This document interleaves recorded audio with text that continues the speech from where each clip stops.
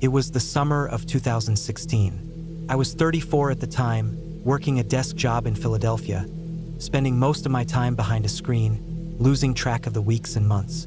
That year, I started feeling like I was drowning in routines. Wake up, shower, coffee, work, repeat. The same traffic, same streetlights, same microwave meals. So when July rolled in and I got 10 days off work, I knew I had to get out. I didn't want a beach or a resort. I wanted something quiet, something real. I wanted dirt on my boots, cold air in my lungs, and a sky full of stars that didn't get dimmed by city lights. So I decided to go camping alone. I'd done it a few times before, nothing extreme. I wasn't trying to be a survivalist or anything, just get away from everything. After browsing a few maps and online forums, I picked a place called Black Hollow Ridge, a remote forested area in West Virginia. Not too far from Seneca Rocks, but much less popular. I found an old trail called Fire Creek Loop. It was about 28 miles total, circling through woods, following a river at points, then winding back into the ridge. I figured I could do it in 5 or 6 days, camping at different spots along the way. I packed my gear: a solid one-man tent, sleeping bag, freeze-dried meals, first aid kit, water filter, and a decent hunting knife.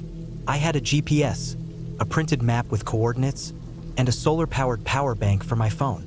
I planned every meal, every leg of the hike. I left the plan with my sister, who lived in Pittsburgh, and promised I'd call her on the 6th day when I got back into range. On July 11th, I drove down, parked my car near a small ranger outpost about 10 miles from the trailhead. There was no one around except for a dusty old Jeep and a stack of firewood. I left a note on my dashboard with my route and dates, just in case. By noon, I was on the trail. The first day was perfect, just trees and silence. The trail started out smooth, winding past tall oaks and patches of ferns. I walked about 6 miles, stopping a few times to drink water or check my bearings. I saw deer, squirrels, and once, a big black snake sunning itself on a rock. Around 6 p.m., I found a flat spot near the river and set up camp. That night, I ate beef stew from a pouch and sat by the water, listening to the current. The stars came out like I hadn't seen in years. No sounds except the bugs and the wind. Day 2, I moved deeper into the woods. The trail narrowed and the trees got denser. It was peaceful, but a little eerie too. Sometimes I'd stop and realize just how quiet it was. No planes, no cars, no voices. Just the crunch of my boots and the occasional bird call. I passed an old broken bridge near mile 12. It looked like it hadn't been used in decades. Instead of crossing it, the trail turned right and followed the river upstream. That night, I camped near a cluster of mossy boulders. I was tired, but I felt good. Alive. That's what I kept thinking. I remember eating my meal, chicken and rice this time, while watching the sky turn orange. I fell asleep fast. The next morning, something was off. When I woke up, the air felt different. Still cool, but heavier. I packed up and started walking, but I noticed I was dragging my feet more. My legs felt tired, slower than the days before. I figured it was just fatigue. I'd already covered over 15 miles. But then the trail started getting harder to follow. The path narrowed, then thinned out altogether. I double-checked my GPS and map. According to both, I was still on Fire Creek Loop. Around mid-afternoon, I noticed something strange. The trail split into 2 paths, but neither was marked. There were no signs, no blazes on the trees. One path went uphill through thick brush. The other dropped slightly toward a rocky stream. I checked the GPS again, but the signal was weak and jumpy. Couldn't lock onto my position. I looked at the map, trying to match the curves of the trail with the lines. Nothing seemed to match exactly. I stood there for almost 10 minutes, debating. Finally, I took the downhill path. It seemed more traveled. Faint boot prints, flattened grass. I thought maybe the map was old or the trail had changed since it was printed. I started walking again. I wish I hadn't. After about a mile, I noticed the forest was different. The trees were tighter, the underbrush thicker. The trail wasn't really a trail anymore. More like a gap where others had walked once, a long time ago. I kept going, thinking it would reconnect. Didn't. Instead, it led to a flat clearing with an old fire ring made of stones and some rusted cans scattered nearby. I thought maybe it was an old campsite. I checked my GPS again. Still no signal. I tried my phone. 1 bar, no data. I knew I wasn't far off from where I should be, maybe a couple miles east, but I didn't want to guess. I decided to stay the night there. I still had water, food, and gear. Worst case, I'd backtrack in the morning. That night was when things started to feel wrong. Not scary at first, just wrong. I kept waking up every hour, feeling like something was off. At one point, I thought I heard footsteps near my tent, but when I unzipped it and looked around, there was nothing, just darkness and trees. The next morning, I packed fast and tried to backtrack to the last known part of the trail, but I couldn't find it. The path I came in on didn't look the same. Trees all looked the same. The terrain had shifted slightly. I started circling, checking the slope, looking for the river I'd followed earlier. Nothing. I was lost. Not deep in the wilderness 4 days lost, but enough that I couldn't get my bearings. I kept calm, sat down, ate something, drank water. I told myself to think. I decided to go east where I thought the trail looped back. I marked trees with my knife as I went, just in case. Around noon, I found something I didn't expect. A small wooden structure. It looked like an old hunting shack. One of the windows was busted, and the door was off its hinges, leaning against the frame. It was weathered, maybe 20 years old, maybe older. There was junk scattered around. Beer cans, a broken chair, an old propane stove with a hole in it. I stepped inside. It smelled like mildew and dust. There was a cot in the corner and a metal box half buried under leaves. I opened it. Inside were old maps, none of them recent. One had a red X, marked deep into the forest. I didn't know what it meant. I sat on the cot and took a break. I figured someone had used this place a long time ago. That's when I noticed the scratches. On the inside of the door frame, not animal marks. They were deep, straight, and in rows, like someone had dragged something sharp over and over again. Some were etched into the wood, others looked newer, fresh. My stomach turned. I stepped back, scanned the walls, and saw more. Not writing, just marks. Random, desperate.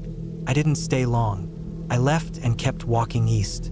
I was moving faster now, less careful. The feeling in my gut was worse, like I was being watched, even though I hadn't seen a single soul in 4 days. Every sound made me flinch. Every squirrel rustle sounded like footsteps. I kept hearing things. Twigs snapping, leaves crunching, always behind me. By nightfall, I was completely spent. I set up camp near a rocky hill and built a small fire. I didn't eat. I just sat there, knife in my hand, waiting for nothing and everything. That night, I didn't sleep. Around 3 a.m., I heard something again. Not an animal. It was steady, slow, like someone pacing. Then it stopped. Total silence. I didn't move. I just sat there, holding my breath. The next morning, I packed up and climbed the rocky hill, hoping to get a better view. What I saw chilled me. Below, maybe 500 feet away, was another tent. Not mine. A green 2-person tent near a dead fire. No smoke, no movement. It looked abandoned. I couldn't tell how old it was from where I stood, but something about it made me freeze. I thought about going down. Maybe they had a radio. Maybe someone was injured. But the closer I got, the more wrong it felt. There were no footprints. No signs of anyone being there recently. The fire pit was cold, filled with water from a recent storm. I looked inside the tent. It was trashed. Sleeping bags slashed open. One torn in half. A broken phone near the entrance. Screen shattered. A boot with what looked like dried blood on the sole. I backed away, heart racing. I didn't know what had happened, but I knew I had to get out.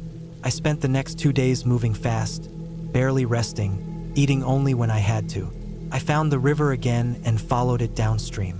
I slipped once, cut my leg on a sharp rock, but I didn't care. I just kept going. On the 6th morning, I finally saw a dirt road. I followed it for hours until I hit a small trailhead parking lot. Not the one I started at, but close. A couple in an RV gave me water and drove me back to my car.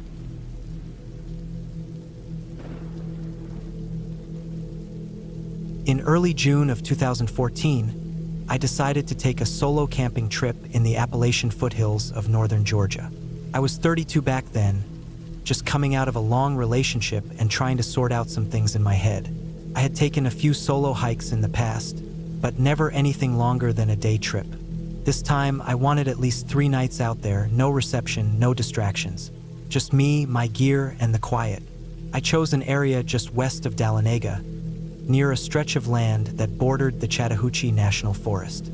I parked my old Ford Ranger at a small gravel pull-off by an unmarked trailhead around noon on a Tuesday. The weather had been dry for a week, and the forecast showed nothing but clear skies ahead. I double-checked everything before locking the truck. Pack, tent, stove, food, bear canister, map, compass, first aid, emergency whistle, and a small knife. I had my topo map sealed in a Ziploc and a cheap analog watch on my wrist. I didn't bring a GPS. That was intentional. I didn't want digital anything. The first 2 hours of hiking were peaceful. The trail was barely visible, probably just used by hunters or hardcore backpackers. I followed it up through dense pine forest, past a few small creeks, and eventually reached a little plateau where the air opened up and I could see the rolling ridges stretching out forever. It was gorgeous. Sunlight broke through the trees in big golden beams, and birds were chirping like crazy. It was almost too peaceful. I found a small flat clearing surrounded by thick brush around 4 p.m. and decided to set up camp. I pitched the tent, rolled out my sleeping pad, and boiled some water for instant rice and jerky. After dinner, I walked down to a nearby stream, filtered water into my bottle, and splashed some cold water on my face. The temperature was dropping slightly. Nothing unusual. I bundled up, zipped into my sleeping bag, and read a paperback until it was too dark to see. That first night, I didn't sleep much. It wasn't fear, just the usual wilderness noise. Crickets, wind rustling branches, the occasional scurry of something small, maybe a raccoon or possum. At one point, around midnight, I heard a heavy snap of a branch not too far away. That made me sit up. I lay still for a good 10 minutes, listening. Whatever it was, it didn't come closer. Could have been a deer. Still, I made sure the bear canister was latched tight and sat there clutching my knife until sleep finally won out. The next morning was quiet. I had oatmeal, repacked, and moved further up the ridge. I passed a few natural rock formations and followed a dry creek bed until I found another good camping spot. This one near a little open meadow. I set up again, took a short nap in the sun, and then wandered to a ridge where I could look back toward the direction I'd come from. I saw no one, heard nothing but wind. It wasn't until the 3rd day that things began to feel off. That morning, I woke up to find a set of boot prints near my campsite. They weren't mine. The tread pattern was different, and they came from the woods and led away again, looping a bit like someone had walked in circles. I knelt down and stared at them for a while, trying to guess how old they were. It was hard to tell, but they hadn't been there the night before. The ground was dry and slightly dusty, and the edges of the print were sharp. I hadn't seen another person in 3 days. I scanned the woods but didn't see anyone. I even called out just in case, but nothing answered back. It was early, maybe 6 a.m., and the light hadn't fully come in yet. I ate breakfast quickly and kept my knife nearby the whole time. I considered packing up and heading back to the truck. But part of me told myself it could have been a hunter or another hiker just passing by. Maybe they didn't want to disturb me. Still, it bothered me enough that I made a few changes. I packed up and moved about a mile northeast, well off any kind of trail, bushwhacking through thick brush until I found a hollow under some rocky outcrops. I set up camp again there, trying to be as invisible as possible. That night was colder. The wind picked up and I barely slept. Around 3 a.m., I woke up with the urge to pee, so I stepped outside the tent and did my business a few feet away. I was standing there, adjusting my waistband, when I thought I saw something move between 2 trees down the slope, just a flicker like a shadow shifting. I froze, heart hammering. I waited. Nothing else moved. I told myself it was probably the wind. But the next morning, I found more prints. This time, they were closer to the tent. Whoever it was had walked right past me in the night. Again, a single set of prints. Big, maybe a size 11 or 12. I wear size 9. I followed them for about 50 feet before they disappeared into rocky ground. Whoever it was knew not to leave a trail. That's when I decided I had to leave. I packed everything in record time, skipping breakfast, and started heading back toward where I thought the truck was. I had my map, but it's easy to second-guess yourself when you're already on edge. Everything started to look the same: pines, brush, granite boulders. About 2 hours in, I heard something behind me. A soft thump, not an animal, something heavy and rhythmic. I stopped and held my breath. Stopped too. I started moving faster, checking over my shoulder every few minutes. I didn't see anything, but I could feel it. Someone was nearby. I didn't stop for lunch. I didn't drink water. I just kept moving, using the sun to keep heading west. By late afternoon, I knew I'd gone the wrong way. The ridge I was on dropped into a narrow valley that wasn't on the map. I must have veered north without realizing. I sat down on a rock and tried to reorient myself. That's when I saw the smoke. A thin, pale column of it rising maybe a quarter mile away, near the treeline. I watched it for 5 minutes. It didn't move much. Not a wildfire, probably a campfire. But no one should have been out here. Not that deep, not without a trail. I thought maybe it was search and rescue, but I hadn't signaled for help. No flares, no SOS. I hadn't even told anyone exactly where I was going. That was the worst part. No one knew where I was. I didn't go toward the smoke. I turned and scrambled back up the ridge and kept going west. My legs were shaking, my mouth dry. My boots were starting to rub raw spots on my heels. I kept thinking about the prints near my tent and the shadow in the trees. By dusk, I stumbled onto something that stopped me cold. There was a tree maybe 40 feet tall, pine bark stripped halfway up the trunk. Hanging from one of the lower branches was a length of old rope, frayed at the end. Noose-shaped, it looked like it had been there a while, swinging lightly in the breeze. The bark beneath it had deep scratch marks. Not animal scratches, knife marks. Someone had carved a series of short vertical lines into the wood, like tally marks, hundreds of them. I backed away slowly. My brain was going numb. I turned and ran. I don't remember much of that night, just crashing through branches, tripping, catching myself, and moving downhill, always downhill. I didn't stop to sleep, couldn't. Every time I paused, I felt like eyes were on me. Not the woods, asterisk someone's star, somewhere close. Around dawn, I found an old logging road, overgrown but real. I followed it west for what felt like hours. Finally, I saw the glint of a windshield through the trees. My truck. I nearly collapsed when I reached it. I didn't even look around. I unlocked it, threw my gear in, and drove. My hands were shaking so hard I almost went off the road. I didn't stop until I hit a gas station 20 miles away. I didn't tell anyone what happened. Not right away. What would I say? There was no crime, no body, no evidence. Just prints, rope, tally marks, a shadow in the trees. I didn't report it to the rangers. I just went home, locked the door, and slept for 12 hours straight. It's been years since that trip. I still hike, but never alone, never off trail. And I always let someone know exactly where I'm going. I carry a GPS now, along with a satellite beacon. I don't care about the disconnecting from the world thing anymore. Sometimes I wonder who that was. A hunter? A squatter? Someone who didn't want to be found? Someone who'd done it before? Or maybe I was just in the wrong place at the wrong time. It doesn't matter now, but I still think about those prints, and the rope, and the marks carved deep into that tree. And I know this. If I hadn't left when I did, I might not be writing this right now.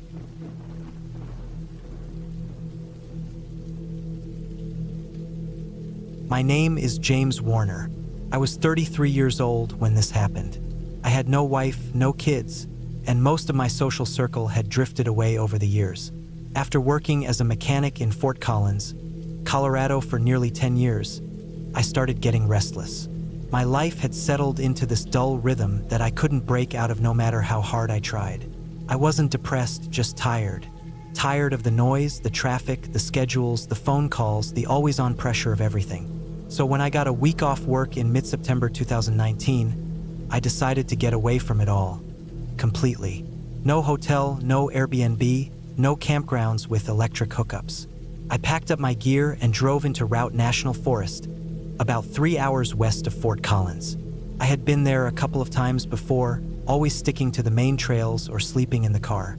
This time, I wanted to try something different. I wanted complete isolation. I spent the night in the car just outside the town of Walden, which sits near the edge of the forest. The next morning, I parked at a small trailhead lot near an old service road. There were only 2 other cars there, both of them covered in dust, probably left by hunters. My plan was simple: walk about 10 miles in on an unmaintained trail I found on an old topographic map I downloaded, camp for 3 days, and then head back. No one knew exactly where I was going. I had told my coworker Luke I'd be camping en route, but not the specifics. That was probably the first mistake. The trail wasn't really a trail. It was more like a narrow path cut through brush that hadn't been touched in years. The grass was knee-high in places. The GPS marker on my phone would lag now and then, but I could mostly follow the topography. The air was cool, the sky was gray, and everything smelled like pine and wet dirt. I was in my element. After about 4 hours of hiking, I set up camp near a small stream. I found a flat patch of ground a few dozen yards from the water, surrounded by tall pines and thick underbrush. The only sounds were the wind in the trees and the occasional rustle of small animals in the bushes. No people, no cars, no cell reception. Exactly what I wanted. That first night, everything went smooth. I cooked some rice and beans over my small portable stove, cleaned my pot in the stream, and sat by the fire until it burned low. I felt calm in a way I hadn't in years. When I crawled into my sleeping bag, I fell asleep almost instantly. The second day I spent exploring. I followed the stream upstream for a couple miles. The terrain got a little rough, more fallen logs, more steep inclines, but I didn't care. I saw deer tracks, fresh ones, and a few rabbit holes. Around midday, I came across a tree with deep scratch marks on it, for parallel lines about 3 feet long, carved into the bark like someone had taken a rake to it. I figured it was a bear marking its territory. I backed away quietly and made sure I kept my bear spray within reach from then on. Later that evening, back at camp, I noticed something odd. A bundle of sticks near the edge of my sight had been moved. I couldn't say for sure, but I remembered placing my walking stick against a tree, and now it was lying flat next to the fire pit. Maybe the wind knocked it down, or maybe I just remembered wrong. I told myself not to overthink it. That night was different. I woke up around 2 a.m. to the sound of movement outside the tent. Not footsteps, not talking, just movement, like something heavy brushing against branches. I lay still, listening, my heart pounding in my chest. The fire was out, so it was pitch black outside. I heard something crunch, slow and steady, like someone or something stepping over dry leaves. I reached for my flashlight and quietly unzipped the tent just enough to peek out. There was nothing. Just trees, shadows, and a low fog rolling through the underbrush. I stayed awake for another hour, flashlight in hand, listening, but nothing else happened. Eventually, I drifted back to sleep. In the morning, I did a perimeter check. No signs of animals, no trash disturbed, just a few branches broken off some shrubs nearby. Could have been anything, a raccoon, maybe a deer. Still, I didn't like the feeling it left me with. Something about it felt wrong.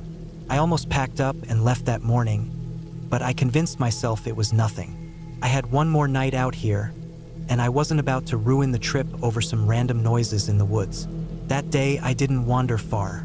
I stayed close to camp, reading and writing in my journal. I checked my gear again. My food was hung up in a bear bag, my stove was clean, and I had plenty of water. Everything seemed fine. Still, I couldn't shake the feeling that I was being watched. Every time I looked over my shoulder, I expected to see something or someone standing there, but there was never anything. That night, I didn't sleep. I lay in my sleeping bag, fully dressed, with my flashlight in one hand and my knife in the other. The wind had died down, and the forest was too quiet. Around 1 a.m., I heard it again, movement, slow and deliberate. This time it was closer. I held my breath and listened. There was a low, scraping sound, like metal on bark. Then silence. I sat up slowly, my heart racing. I unzipped the tent and stepped outside, flashlight on. The beam cut through the fog and landed on nothing but trees and grass. I made a slow circle around the tent, scanning every direction. Then I saw it, a piece of white fabric, hanging on a branch about 20 feet from my camp. I walked up to it, every instinct in my body screaming to turn around. It was a torn strip of cloth, about 2 inches wide, stained with something brownish. Could have been dirt, could have been blood. I didn't touch it. I just stared at it for a few seconds, then backed away and went straight to my pack. I was done. I packed everything in a frenzy, barely checking to see if I'd gotten it all. I threw my bag on my shoulders and started walking with just the flashlight to guide me. I didn't care about staying on the trail anymore. I just wanted to put distance between me and whatever was out there. That was a mistake. After about an hour of hiking, I realized I was lost. The terrain didn't look familiar. My GPS wasn't working anymore. Probably the battery had died. The fog had thickened, and the trees looked different. I couldn't even hear the stream anymore. Panicked, I started moving faster, stumbling over roots and slipping on wet leaves. I tripped and fell down a short slope, scraping my hands and smashing my flashlight on a rock. It flickered, then died. I was in total darkness. I sat there, breathing hard, trying to calm myself down. I reached into my pack for my backup light. Thank God I packed it. I turned it on and looked around. That's when I saw it. Footprints. Not mine.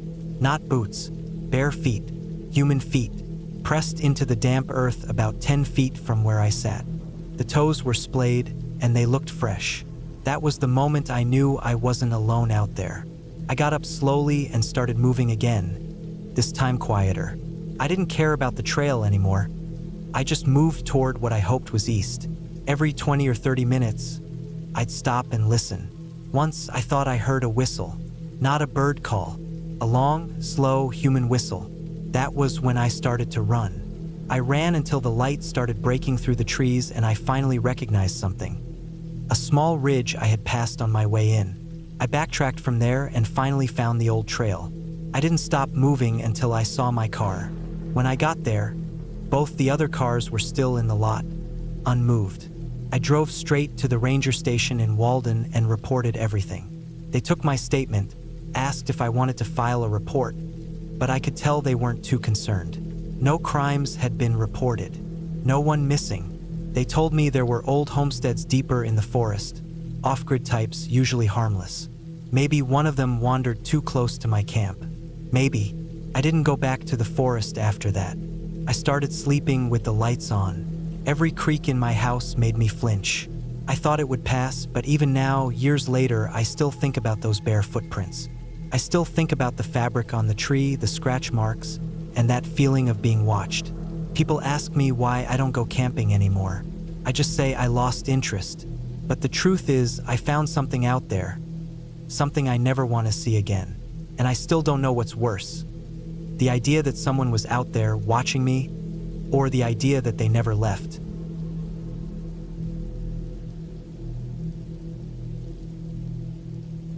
My name's Mike Turner.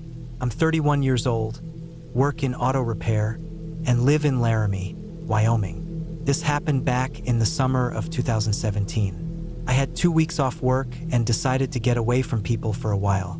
I wasn't going through anything major, no breakups or drama or any of that, but sometimes I just need space, the kind you can only find out there, in places where your phone signal disappears and all you hear is your own breathing, the crunch of your boots, maybe a river if you're lucky. I picked a place about 2 hours out from Buffalo, a spot called Deadwood Creek. Not many people know it. It doesn't come up much on camping forums, which is what drew me in. I read one old blog post from some backpacker who went through the area in the early 2000s. Said it was remote and quiet, no real trails, and not a lot of campsites. That's what I wanted. Something where I wouldn't run into anyone for days. I loaded up my gear. Tent, sleeping bag, basic cooking stuff, a small hatchet, my old .38 revolver just in case of wildlife, enough freeze-dried food for a week, and a portable filter pump for the creek water. I packed light but safe. I've done solo trips before, some even longer than this one, so I knew what I needed. The drive out was peaceful. Just long stretches of road, then gravel, then dirt. I parked my truck on the side of a logging road, double-checked the coordinates I had printed, and set off with my pack. It was about 6 miles through patchy woods and hilly terrain before I got to Deadwood Creek. It was everything I hoped. Trees so dense in places that they swallowed the sun, open meadows where deer would just stare at me, and the creek itself. A thin, winding thread of clear water carving through the valley. I followed the bank upstream for a while until I found a flat area just above the waterline with a decent view and good tree cover. I set up camp there. The first day was calm. I got the tent pitched, gathered some deadwood for the fire, and boiled creek water for cooking. I spent the evening sitting by the fire, drinking coffee from my old metal cup, watching the last bit of light fade behind the trees. I didn't see any animals, didn't hear anything unusual, just the rustling of small things in the underbrush. I slept hard that night. The second day I went exploring. I didn't take my full pack, just my day bag with some water, snacks, my pistol, and a flashlight. I followed the creek up another mile or two, just looking around. The farther I went, the rougher the terrain got. More rocks, denser brush. I saw what looked like old signs of trapping. Broken branches arranged oddly, small piles of rocks that looked like markers, but nothing recent. The air felt still. Not creepy, just untouched. Like no one had walked that way in years. That night, after I got back and made dinner, I thought I heard something upstream. A short thud. Not like a tree falling, more like something heavy landing once. Then silence. I stayed quiet, listening. Nothing followed it. No snapping twigs or rustling leaves. Just that one sound. I convinced myself it was probably a deer leaping over something and went to sleep. Day 3, I stayed close to camp.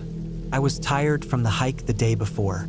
Spent most of the day fishing with a little telescoping rod I'd brought. Didn't catch much, but that was fine. Around mid-afternoon, I noticed something odd by the creek.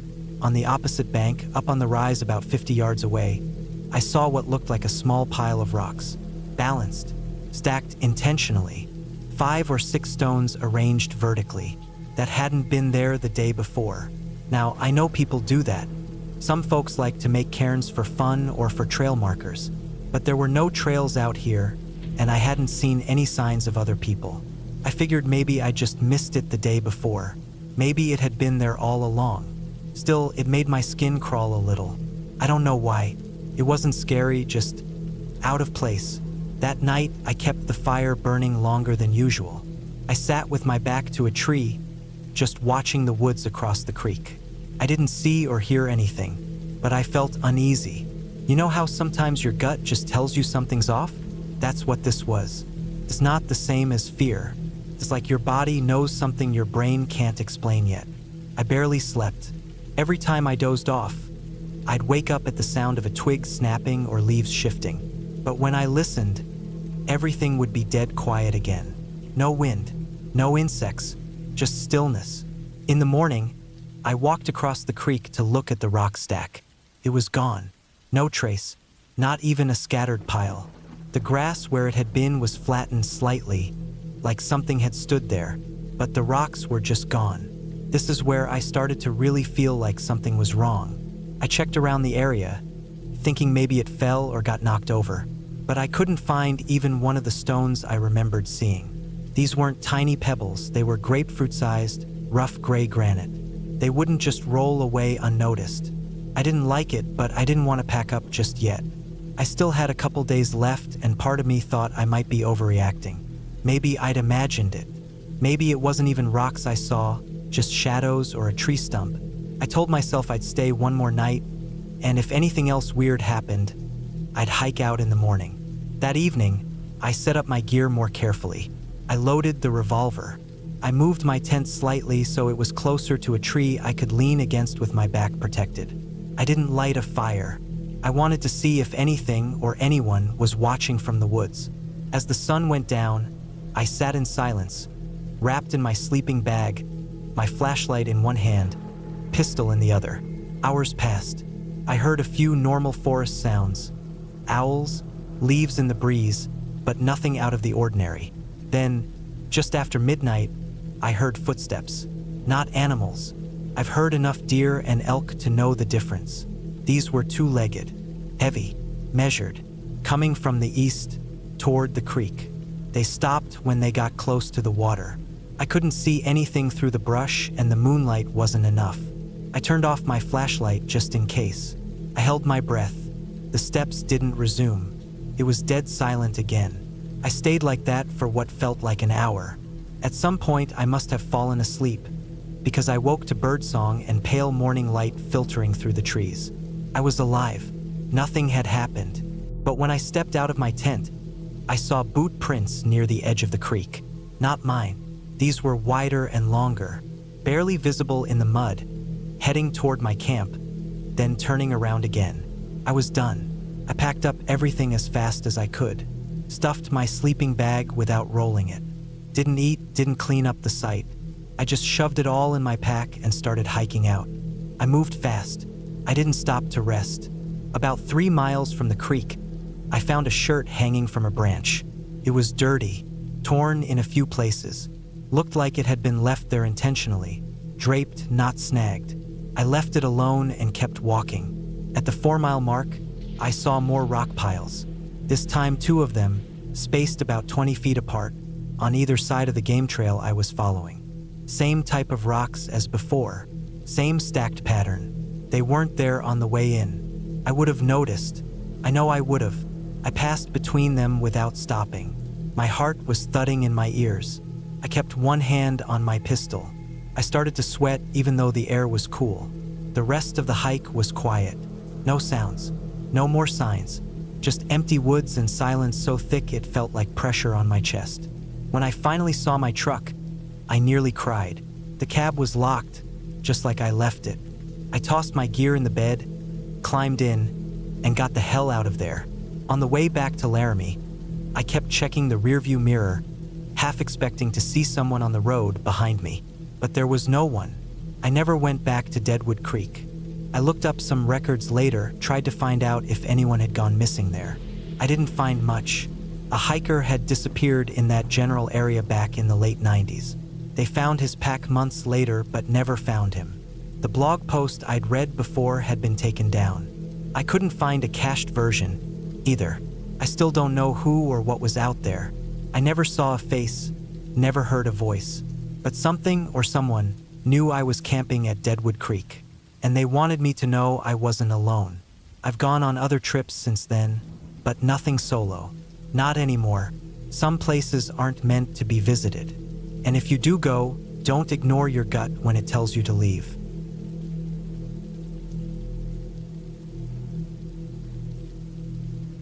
My name is Alex Moore. I'm 32 years old, and I live in a small town called Granger, just outside of Bellingham, Washington. This happened in the summer of 2018, late July. I had taken a few days off work because I was burnt out, and I just needed a break from people. I worked in IT at the time, long hours, tons of screen time, and way too much noise. I'm not exactly what you'd call social anyway, so getting away into the woods sounded perfect. No emails, no phone calls, no traffic. Just trees and quiet. I'd camped alone a couple times before, mostly quick overnight stuff. I wasn't exactly some expert survivalist, but I knew how to handle myself. I had all the gear I needed, checked weather reports, left my itinerary with my brother Josh in case something went sideways. I picked a spot about 4 hours east of where I lived, in the Gifford-Pinchot National Forest. Not one of the super popular sites. I wanted quiet, so I aimed for a more remote trail near Indian Heaven Wilderness, close to Bear Creek Mountain. That area has a mix of dense forest, meadows, and some decent lakes for fishing. I loaded up my old Subaru on a Thursday morning. Tent, food for 4 days, water filter, a small hatchet, a fixed blade knife, bear spray, sleeping bag, all that. I packed extra socks, a poncho, a compact first aid kit, a weather radio. I always plan for a day or 2 more than I think I'll need, just in case. Cell reception would probably be dead out there, but I didn't mind.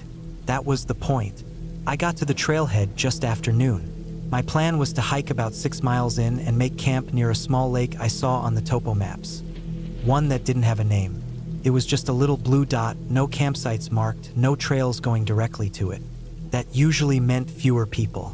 The hike in was peaceful. The air smelled like pine and damp moss. The trees were thick, mostly Douglas fir and western red cedar, and the trail was narrow but well-trodden. I passed one couple heading out around mile 3, older folks, said they'd spent a night nearby and were headed back to their RV. After that, I didn't see anyone. By the time I made it to the lake, it was late afternoon. The place was perfect. Crystal clear water, ringed by trees, a little rocky beach on the north side where I could set up the tent. There were signs that maybe someone had camped there before.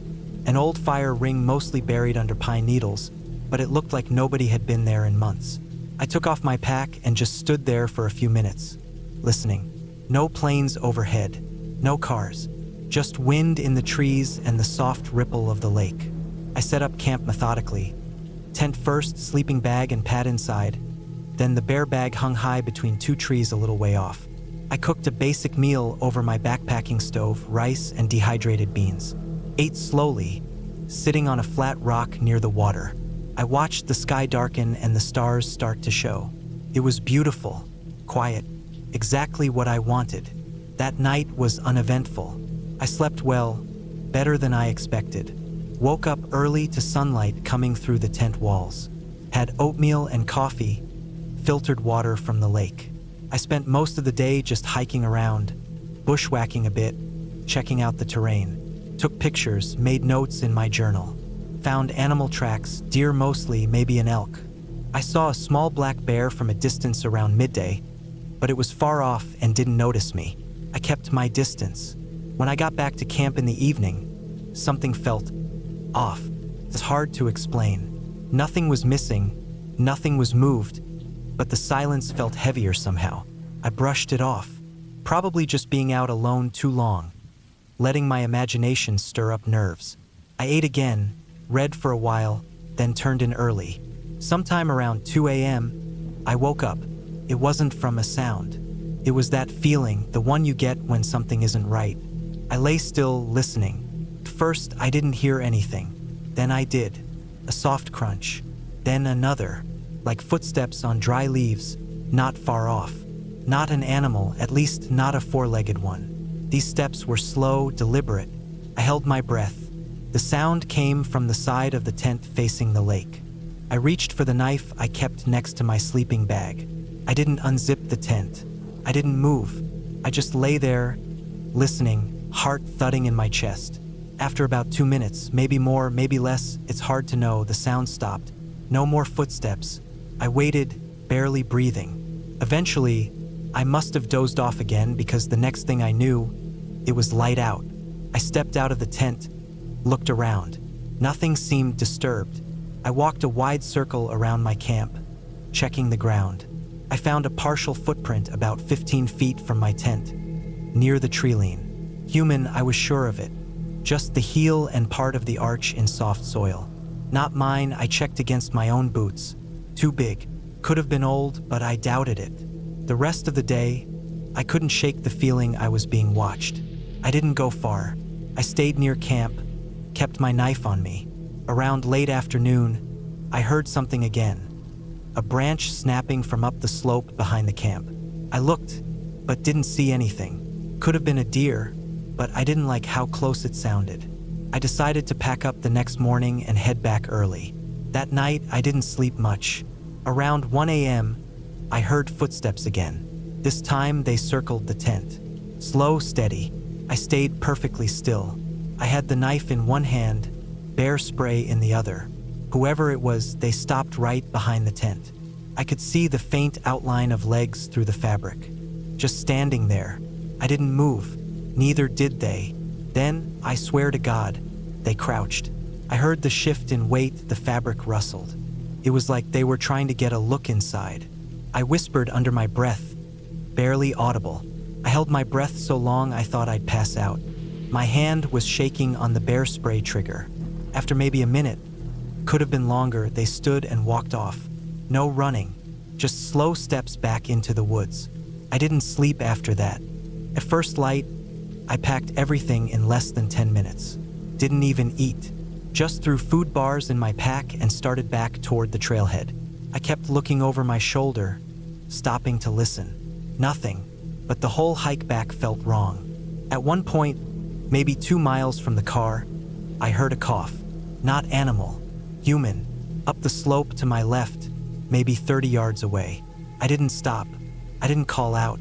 I just kept walking. When I reached the parking lot, my car was untouched. There was no one around. I unlocked it, tossed my gear in, and got the hell out of there. I didn't stop driving until I hit I-5. When I got home, I locked the doors and sat on the couch for a long time. I told my brother, just said I thought I'd seen someone near camp. He laughed it off, said I probably spooked a hunter or another camper. I didn't argue, but I knew it wasn't that. I filed a quiet report with the ranger station the next day. They didn't find anything, said it was probably another hiker, maybe someone living off-grid. It happens more than people think. But here's the part that gets me. A week later, I checked online forums where hikers share trip logs. Someone posted about camping near the same lake. A month before I was there, said they woke up to find their tent slashed while they were out hiking during the day. Nothing stolen, just a long, deliberate cut from top to bottom. Like someone wanted to send a message. I haven't been camping alone since. I still hike. I still love the woods. But now I go with someone else. And I stick to busier trails. I don't think about it every day. But sometimes, late at night, when I hear a sound outside my window, I remember standing in that tent, holding a knife and bear spray, listening to someone breathe just inches away. And I wonder what would have happened if I'd made a noise, if I'd stepped out. Sometimes, I think the only reason I'm still here is because I stayed silent, because I listened, because I didn't make myself known. That's the part that haunts me.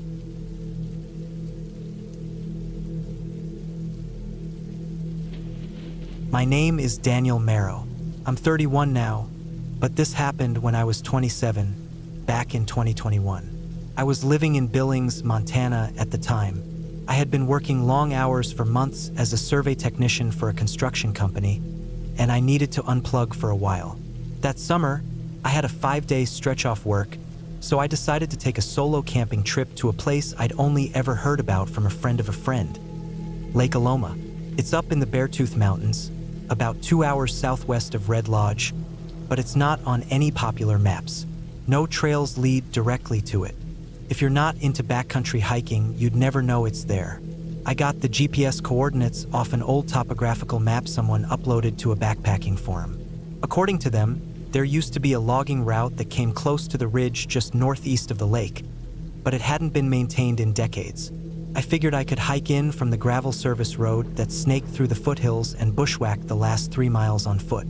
I'd done that kind of thing before. I packed everything the night before.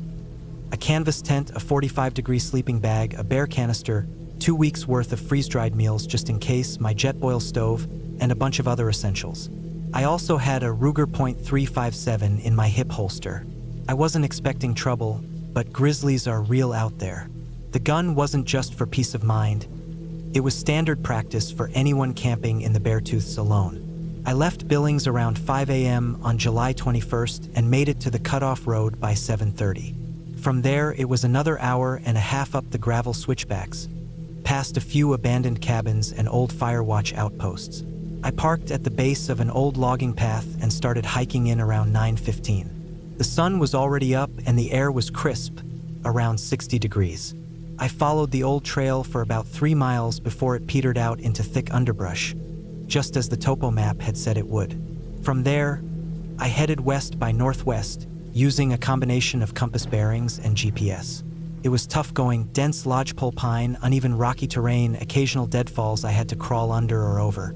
It took me nearly 5 hours to cover those last 3 miles, and I was beat by the time I reached the ridge above the lake. I'll say this, Lake Aloma was worth it. The water was perfectly still and clear, with a mirror sheen that made it look like glass. The tree line curled around it like a horseshoe, and on the far end, there was a sheer granite cliff that caught the last bit of the sunlight as I reached the campsite. I found a little flat area tucked into the trees about 30 yards from the lake, just up a rise from the shore. The ground was dry and soft, and there were no signs of recent campers. It felt untouched. I pitched my tent, boiled some water, made a bag of chicken rice, and ate while sitting on a flat rock near the edge of the lake. The silence out there was heavy, not dead. I could hear the occasional bird, and once, far off, the rustling of what might have been a deer. But it was the kind of silence that feels old, untouched. I liked it. That first night passed without incident. It dipped down to maybe the low 40s, but I was comfortable in my bag. I didn't sleep great. I never do the first night out, but it was uneventful. I woke up around 6 a.m., boiled coffee, and went exploring around the lake's edge. I found some moose prints and old scat near the northern edge of the lake. Big ones, probably a cow with a calf, maybe a few days old. There weren't any other signs of people. No wrappers, no campfire rings, no broken branches from hammocks. Just a small clearing here and there, mostly overgrown. It didn't look like anyone had been there in years. The second day passed quietly. I fished for a bit and caught nothing. I don't think there were any fish in that lake. I wrote in my journal, took a few pictures on my phone, and read a paperback I'd brought with me. Around 3 o'clock in the afternoon, the wind shifted, and I caught a weird smell coming in from the north. It was faint but distinct, sour, like old garbage or decaying meat. Came and went with the breeze, and I figured something probably died out in the woods. Maybe a deer that got sick or a carcass some predator dragged off. That night, just after dusk, I heard something moving outside the tent. I froze, listening. It was slow, a steady crunching of leaves, maybe 20 feet away, moving left to right across the rise. I slid my hand to my revolver and waited. Whatever it was moved off after a minute. Could have been a deer, could have been a bear. I stayed up until almost midnight, then finally drifted off. The third morning is when things started to feel off. I woke up and saw that a bunch of pine needles had been scattered across the flap of the tent, as if someone or something had brushed past it during the night. Not enough to cause damage, but it was odd. I'd zipped the tent fully, and there weren't any animal tracks around it, just flattened brush. I shrugged it off and decided to go for a hike toward the cliff on the far side of the lake. It was maybe a 45-minute walk around the perimeter. When I got closer, I found what looked like an old fire ring half buried in moss near the base of the cliff. Not fresh, but not ancient either. Charred rocks, broken branches. I also found a pile of rocks stacked neatly about 3 feet high nearby, like a cairn. That didn't sit right with me. Cairns usually mark trails or summits, not random spots by a lake that's not even on the map. I felt watched out there. I headed back quickly. When I returned to my camp, nothing looked disturbed. But the smell was back, stronger this time. I thought maybe something had died closer by, so I circled the area for signs. About 100 yards north of camp, I found a half-buried plastic tub, like a storage container. The lid had been chewed or torn open, and inside were scraps of cloth, rusted cans, and a moldy sleeping bag. I don't know how long it had been there. Could have been a few years. Maybe a long-forgotten camp from someone who got lost or never came back. I didn't touch anything. I just marked the spot on my GPS and went back to camp. That night, I heard the footsteps again. Slower this time. Closer. They came from behind the tent and circled halfway around before fading into the woods. I held the gun in my lap for almost 2 hours, heart pounding the whole time. I didn't sleep at all. The silence was heavier that night, like the trees were pressing in. On the fourth day, I made the decision to pack up and hike out early. I didn't have proof of anything dangerous, but my gut was screaming. I packed everything quickly, ate a protein bar instead of boiling water, and started the hike back toward the old trail. About half a mile into the bushwhack, I heard what sounded like a branch snapping behind me. I stopped and waited. Nothing. Then, 10 minutes later, another snap closer. I picked up my pace. I kept checking over my shoulder, but saw nothing. An hour later, I stopped to rest near a deadfall and drink some water. That's when I saw the boot print. Not mine. It was half filled with dirt, but the edges were fresh. Tread didn't match mine either. It was deeper, like someone heavier had stepped there not long before me. I looked around, saw no one, and moved on, heart racing. The rest of the hike back to the trail was a blur. I kept expecting to see someone, or something. I never did, but I felt watched the entire time. When I finally hit the old logging path, I jogged most of the remaining distance back to my car. I got there around 4 p.m., drenched in sweat and shaking. There was a fresh scratch on the rear driver's side door. Deep, maybe made with a knife or sharp rock. Could have been there before. I don't know, but it hadn't been there when I left. I started the car and didn't stop until I hit pavement again. When I got back to Billings, I downloaded the photos I'd taken and noticed something strange in the background of one of the lake shots. In the far tree line near the cliff, there was a shape, a figure. Too far to see clearly. Could have been a trick of the light, but it looked like a person, just standing, watching. I still think about that trip a lot. I never reported anything because technically, nothing happened. I wasn't attacked. I wasn't robbed, but I was hunted or at least followed, and I trust that instinct more than anything. I've gone camping since then, always with friends, never alone again. I went back and checked that backpacking forum a few months later. The user who posted about Lake Aloma hadn't logged in for years. I sent a message anyway, never got a reply. I don't know who or what was out there, but I know I wasn't alone, and whoever it was had been there before. Maybe they never left.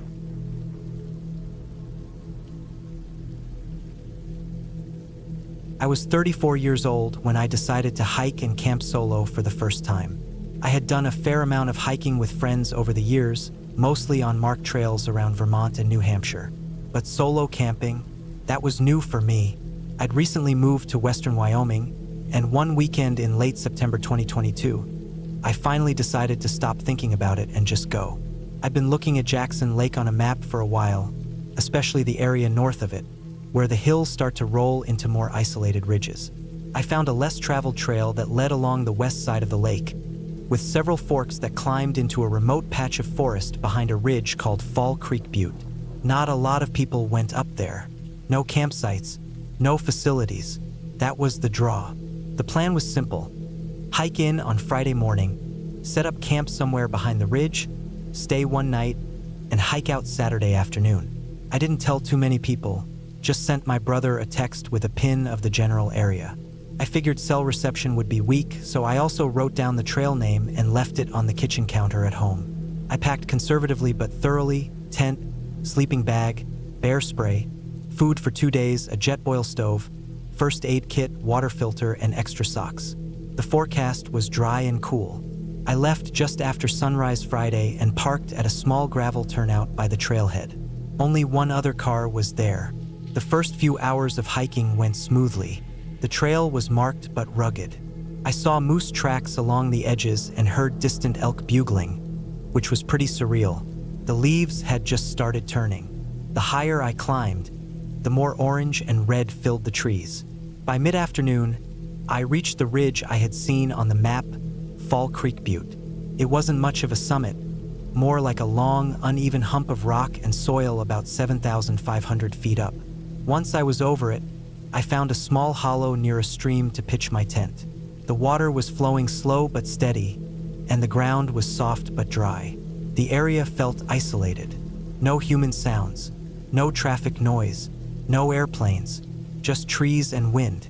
I set up my tent in a small clearing about 30 yards from the stream. I made sure to hang my food high in a tree, away from the tent. Then I cooked some dehydrated chili and ate while sitting on a rock. The sun dipped behind the trees early. By 7 p.m., it was getting cold.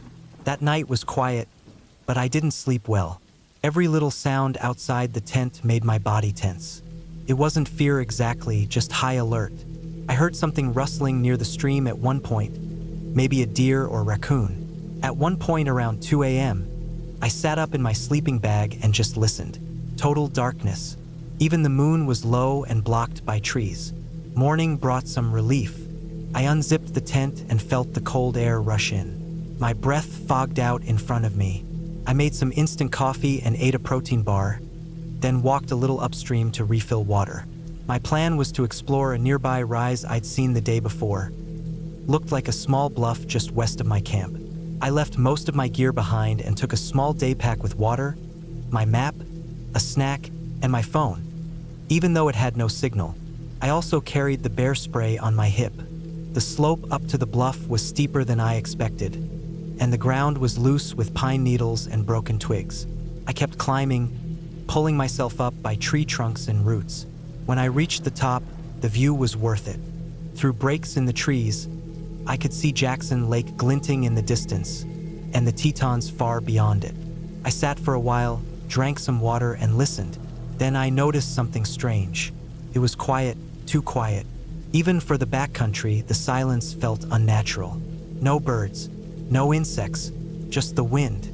That's when I felt something shift in my gut, a pressure like being watched. I told myself I was just being paranoid and started heading back. I took a slightly different path down, thinking it would circle back to the stream. But within 20 minutes, I realized I was off. The slope kept pulling me down farther than I expected, and I wasn't seeing any of the landmarks I recognized.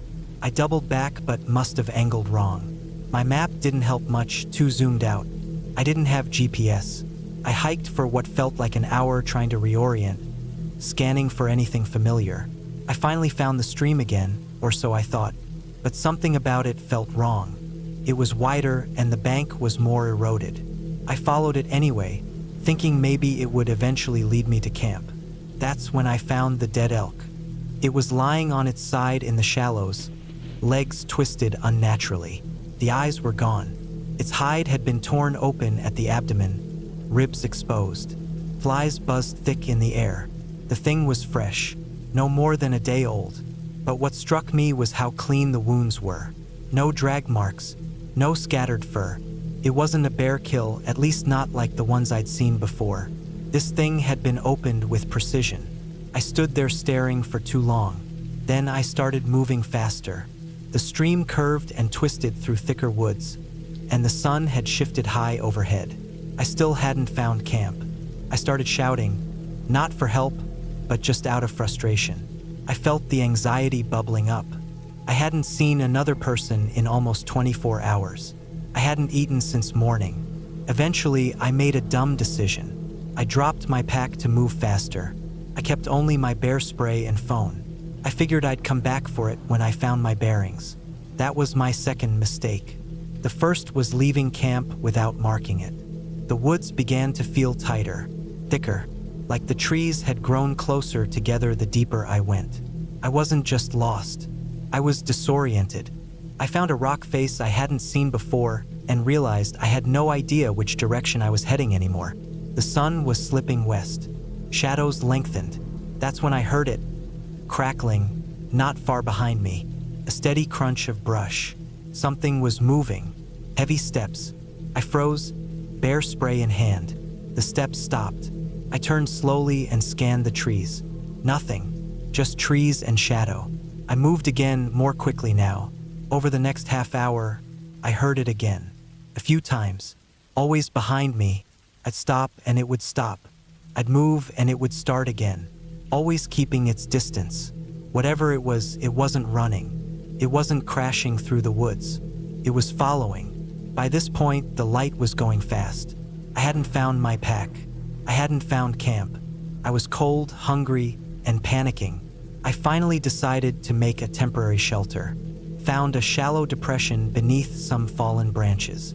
Cleared it out, built a wall of sticks and dry leaves. No fire. I didn't have anything to start one. That night was the longest of my life. I didn't sleep, just sat there, gripping the bear spray, knees tucked to my chest. The temperature dropped into the 30s. Every hour I'd hear movement, soft, careful, staying just far enough that I couldn't see it. I made it to morning, barely. I stood up, stretched my aching legs, and started walking again. My goal was just to find any sign of trail, anything. I climbed higher ground and spotted a break in the trees. Looked like a rocky outcrop. When I reached it, I could finally see the lake. Far off, but visible. I angled toward it, moving faster now. Took me another 6 hours of hiking, backtracking, and second-guessing before I hit a trail. A real one, packed earth, footprints. I nearly cried when I saw it. I followed it south. By late afternoon, I reached the turnout where my car was still parked. The other car was gone. When I got home that night, I ate until I felt sick and slept for almost 12 hours. I never went back to that ridge. But a few weeks later, I looked up the area on some old hunting forums and backcountry blogs. I wasn't the first to report strange kills near that ridge. Several posts mentioned cleaned carcasses, no drag marks, sometimes deer, sometimes elk, all in the same hollow near Fall Creek Butte. One post from 2016 stuck with me. A hunter claimed he'd seen a man in full camo watching him from the trees, silent, just standing. He thought it was a ranger until he realized the man wasn't carrying a rifle, just a long blade. The forest is big, bigger than we think, and not all the dangers in it have claws. Some of them wear boots.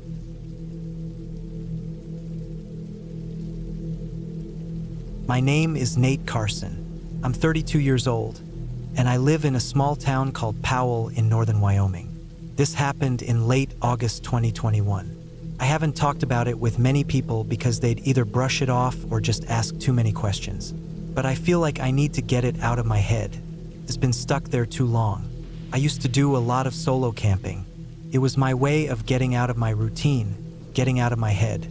Work was stressful that year. I worked in maintenance at a local school, and I was going through a breakup that drained the life out of me. So I decided to take a week off and head out to Montana to float the Smith River. It's a 5-day float trip through a canyon with no road access, only a single way in and out by water. I had been on the Smith once before, years ago, with a couple of friends. This time I wanted to do it alone. Just me, my raft, my gear, and nature. I thought it would be peaceful. I had been planning it for months.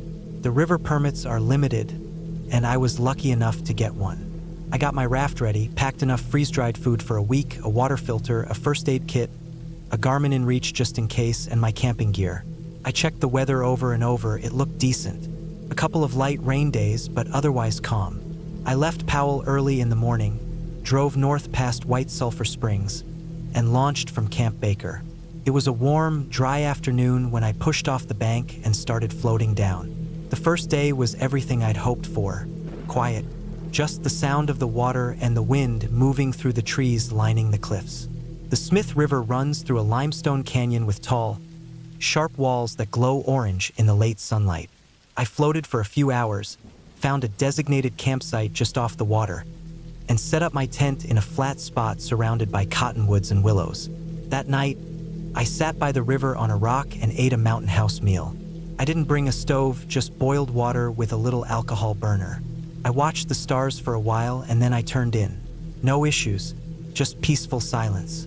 It was the second day when something started to feel off. I had floated for about 3 hours, slowly letting the current carry me. I saw no one. That's common on the Smith. Permits are staggered so people aren't bunched up, but I still found it strange that I hadn't seen even one raft behind me or ahead of me. I figured maybe they were taking longer breaks or had launched at a different time. I stopped for lunch at a shady bank with some flat rocks.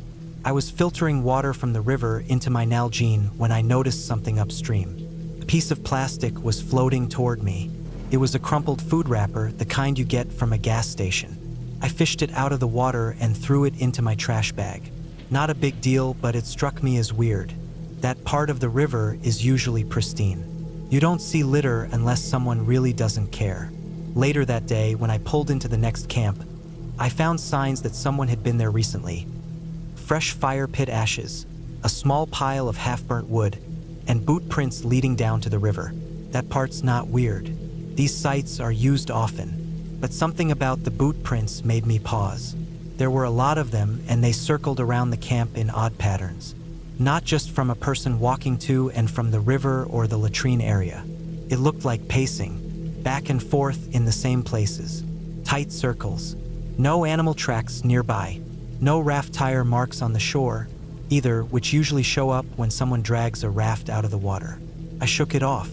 Probably someone restless the night before. Maybe just one of those guys who walks around when he's thinking. Still, I didn't sleep as easily that night. I left my headlamp within reach and kept my bear spray next to my sleeping pad. I didn't hear anything, but I woke up a few times feeling like I had.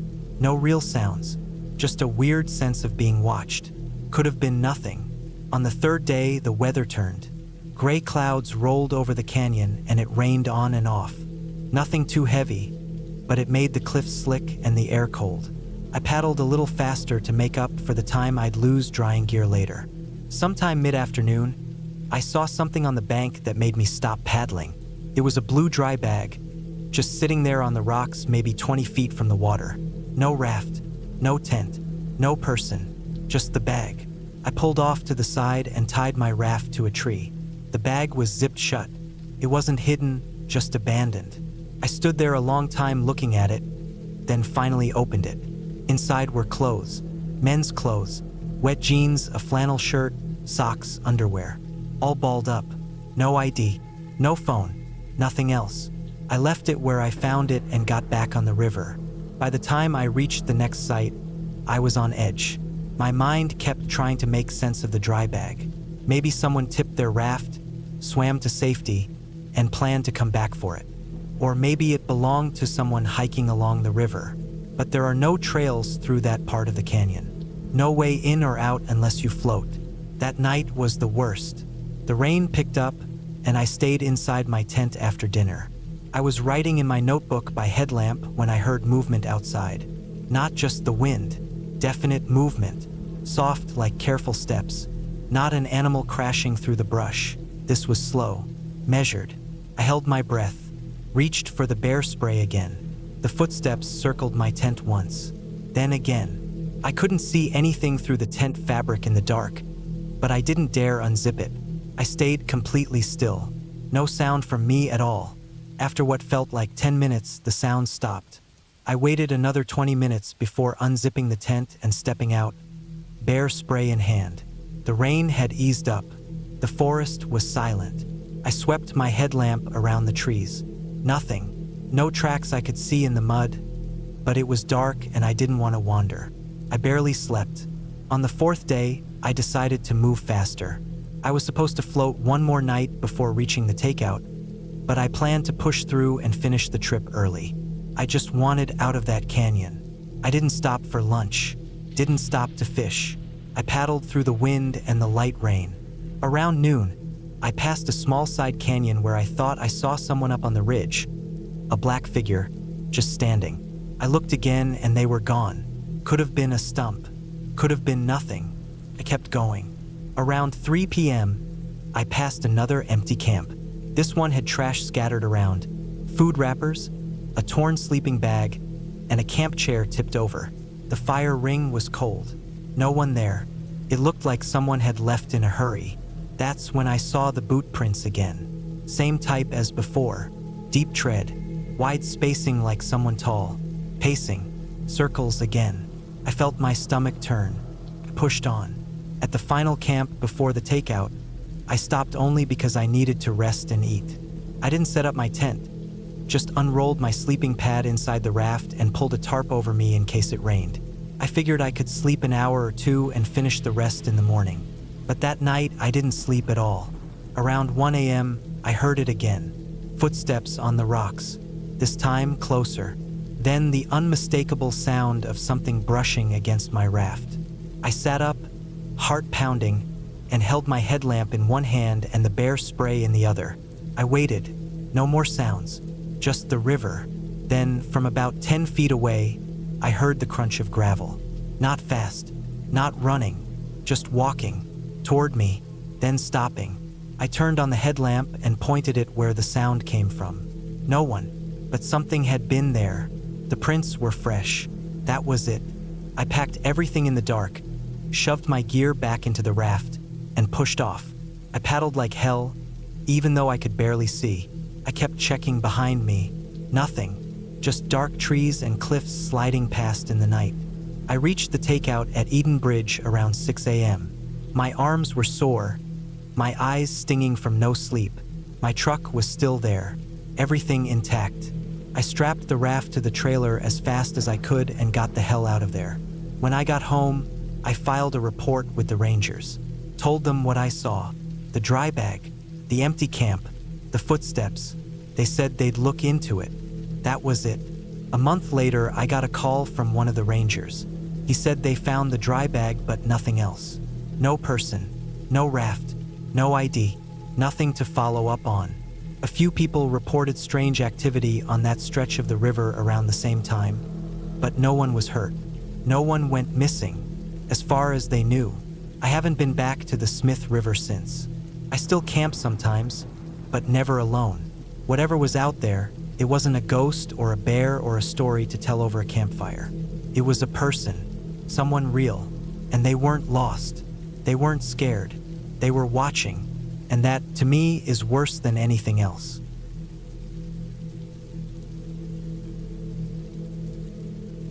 I was 34 years old when it happened.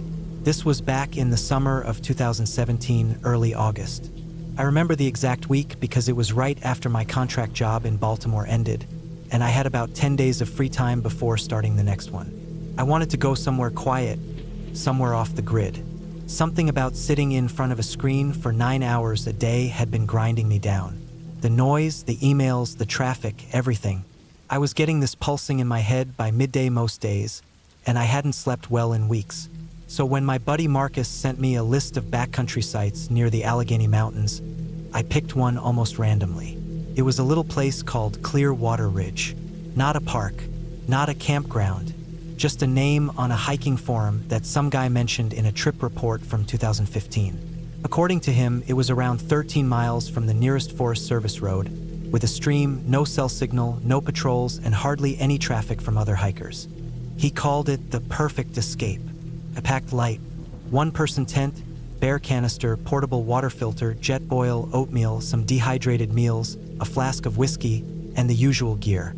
I brought a small hand axe and a fixed-blade knife, but no firearm. I'd never needed one in all the years I'd been hiking and camping solo. Maybe that was a mistake, but I'll get to that.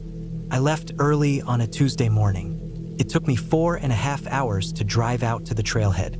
The last few miles were a dirt road full of potholes and dips, but my Subaru made it.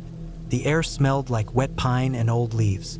I signed into the trail registry and started my hike around 11:30 a.m. The trail wasn't marked on any official maps. I'd pieced it together using satellite images and that forum post. After 3 miles, the path became more of a deer trail, and after mile 5, it was just me, my compass, and a few screenshots I'd taken. But I liked that. No signs, no benches, no trash bins, no people, just birds and wind and the soft crackle of twigs under my boots. Took me most of the day to reach the ridge. I stopped around 6:40 p.m. The sun was dropping fast, and I didn't want to set up in the dark. I found a flat patch of ground just below the crest of a long ridgeline, maybe 100 feet above a stream that curved like a snake through the forest. I set up my tent with the entrance facing west, toward the drop. I made a small fire pit with some stones and sat on a log eating jerky while the shadows grew long. That night was uneventful. The wind picked up for a bit, but I slept straight through until morning. I woke with the sun, boiled water for coffee, and sat watching the light creep across the valley below. I had no plans, no agenda, just quiet. I spent most of that day exploring the area around the ridge. There was an old game trail heading east, and I followed it for a mile or so until it petered out near a rock slide. I saw deer tracks, some scat, probably raccoon, and what looked like the remains of an old campfire buried in leaves. Nothing unusual. That night, I slept early, maybe around 9 p.m. I was reading on my Kindle when I heard something crunch outside, probably an animal, I figured. Maybe a possum or a raccoon sniffing around the fire pit. I didn't check. I was too comfortable, and I'd made sure to pack up my food properly. I went back to reading. The next morning, though, something was different. Not something I could put my finger on, just a feeling. When I stepped out of the tent, the air felt still, not calm, dead. The wind that had whispered through the trees the day before was gone. The birds were quiet. I thought maybe a storm was coming. I made coffee again, ate some oatmeal, and noticed something strange. There were tracks around my tent. Not animal tracks, boot prints. They circled around the tent once, then went off toward the trees. They weren't mine. I double-checked. My boots had a chipped sole near the heel, these didn't. These were smoother, shallower, lighter, almost like hiking shoes. I stood there for a long time staring at them, trying to convince myself it was nothing. Maybe someone passed through. Maybe I hadn't noticed them yesterday. Maybe I was wrong. The thoughts kept spinning but wouldn't land. I walked around the area for 20 minutes, looking for more prints. I found a few more near the stream, facing away from my tent. Then they just stopped. I should have packed up then and left, but I didn't. Part of me still thought I was overreacting. I mean, it's public land. People can hike wherever they want. But that voice in the back of my head kept whispering, asterisk, why didn't they say anything? Why not leave a note? Why sneak around? Asterisk, that day I stayed close to camp. I didn't explore. I didn't hike. I kept my axe near me and kept glancing up at the ridge. Around 5 p.m., I hiked up to the top of the ridge, thinking maybe I could get a better view of the valley. That's when I saw it. Across the stream, about 200 yards away, there was a shape on the ground. I thought it was a stump at first, but when I squinted, I saw it wasn't. It was a tarp, a blue one, and under it what looked like a rolled-up sleeping bag or a pack. No movement, no smoke, no sign of a fire, just the tarp. Someone else was out there, but I hadn't seen or heard anyone. I stared at it for a long time, then went back down to camp. I didn't cook dinner. I just ate a protein bar and sat with my back against a tree, my axe on my lap. When it got dark, I went inside the tent and didn't sleep much. Every sound outside made me hold my breath. I never heard anything approach. But around 3 a.m., I swore I heard something breathing. Not an animal. Slow, controlled, human. I didn't move. I just laid there with my eyes open, heart pounding so hard I could barely hear anything else. Eventually, it stopped. Or maybe it didn't. Maybe I just fell asleep from exhaustion. The first light, I packed up. Fast. I didn't even eat. I just stuffed everything in my pack, kicked dirt over the fire pit, and started back toward the trail. But when I reached the point where the ridge met the slope, I froze. Another boot print. Fresh. In the mud. It wasn't pointing toward camp. It was pointing toward the trail. Toward me. Whoever had been out there had gone up past my tent at some point and kept walking toward the trail. Maybe during the night. Maybe while I was sleeping. Maybe they'd passed my tent again and I hadn't heard it. I kept moving. Didn't stop once in the first 5 miles. But every so often, I felt that crawling sensation, like I was being watched. At mile 6, I noticed something else. A small orange piece of flagging tape tied around a tree branch. Then another one 50 yards later. Someone had marked the trail, but not the official one. These were fresh. That's when it hit me. The trail I was on wasn't the same one I'd come in on. The terrain was close, but not exact. There were subtle differences. A boulder that wasn't there before. A fallen tree in the wrong place. Somehow, in my rush, I'd taken a wrong turn, and now I was on someone else's path. Panic set in fast. My mouth went dry, my legs started to shake. I pulled out my compass and tried to reorient, but everything looked wrong. I checked my GPS device, it couldn't get a signal. I backtracked a bit and found the last orange tape marker.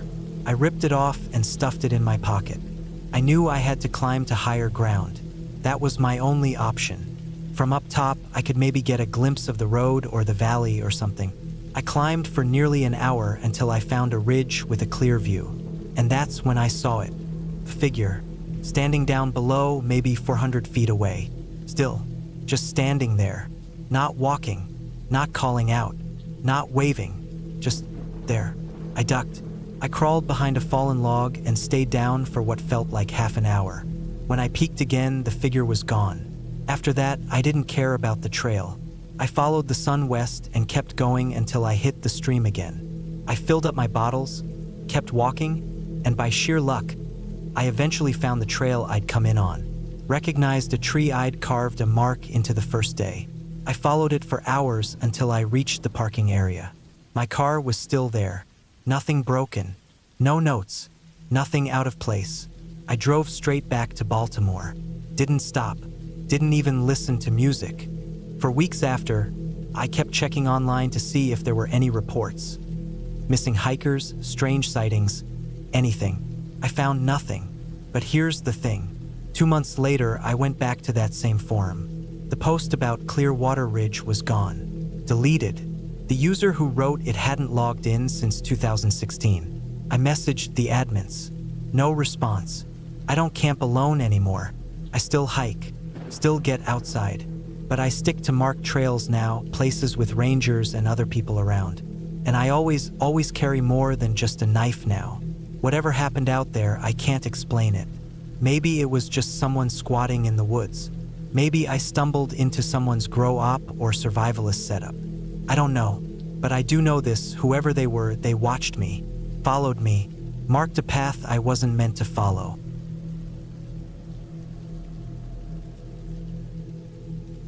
My name is Brian Ellis. I'm 34 years old, and I live in a quiet neighborhood just outside of Boise, Idaho. This happened to me 2 summers ago, in late August of 2023. It was the kind of experience that changed the way I looked at people, and it still messes with my head sometimes when I'm alone in the woods. I haven't been camping since that trip, even though I used to go all the time. After what happened, I just couldn't bring myself to be that far out in the wilderness again. Not without cell service, not without people close by, not without backup. At the time, I had just started a remote job in graphic design after spending the last few years working myself to death in an office downtown. I was burned out. When I made the switch, I promised myself I'd finally take some time to slow down, get out of the city, reset. I'd been planning a solo camping trip for months, and I had my eye on a lesser-known spot in the Payette National Forest called Red Bluff Trail. It was a 6.5-mile out-and-back trail with a small lake at the end of it, tucked away in a basin surrounded by thick pines and granite cliffs. No cell reception, no people, at least not usually. It wasn't one of those Instagram popular spots. That's exactly why I picked it. I drove out early on a Friday morning, packed with everything I needed: gear, food for 3 days, extra batteries, bear spray, you name it. I checked in at the nearest ranger station, left my itinerary and license plate number, and headed up the mountain. The weather was perfect. Low 80s in the day, high 40s at night. No rain in the forecast. I figured I'd hike in Friday, spend the weekend fishing and reading, and head back Monday morning. It was supposed to be simple, peaceful.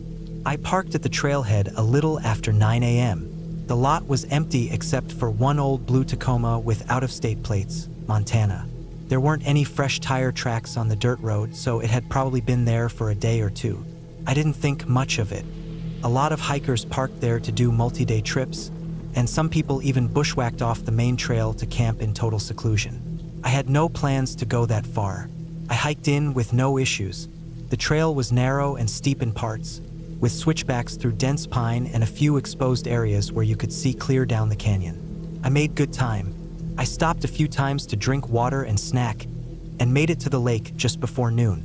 It was beautiful, absolutely quiet, except for the wind in the trees and the occasional chirp from a bird or the buzzing of a mosquito. The lake was glassy, maybe 60 yards across, surrounded by boulders and tall grass. There was a narrow flat clearing along the west side with a fire ring and some flat spots for tents. I picked the spot closest to the water, unpacked, and set up my tent. The rest of the day was uneventful. I cooked some dehydrated chicken and rice, explored a bit of the surrounding area, filtered water, and cast a line into the lake a few times. Didn't catch anything, but I didn't care. I was happy just being out there. No stress, no deadlines, no traffic. I crawled into my tent around 9 p.m., read a few chapters from a paperback I brought, and fell asleep without any issues. It was around 3 a.m. when I woke up. I didn't know why at first. I just snapped awake like someone had flipped a switch in my brain. I stayed still, listening. No animal sounds, no wind, just dead silence. My ears were ringing from the lack of noise. I laid there for a while, staring at the ceiling of my tent, until I finally chalked it up to a weird dream and fell back asleep. The next morning, I found something that didn't make sense. A small pile of ash and charcoal maybe 15 feet from my camp. It wasn't there the day before. It looked fresh, no leaves or debris over it, no moisture. Just a little black circle in the dirt. No logs, no trash, nothing else around it. Like someone had made a tiny fire, then cleaned up after themselves. I looked around for footprints, but the ground was too hard and dry to leave any. It unsettled me a bit, but I told myself it was probably from the last person who camped here, and I just hadn't noticed it when I arrived. Still, I moved my gear closer to the water and kept an eye out for anything else unusual. That day was slower.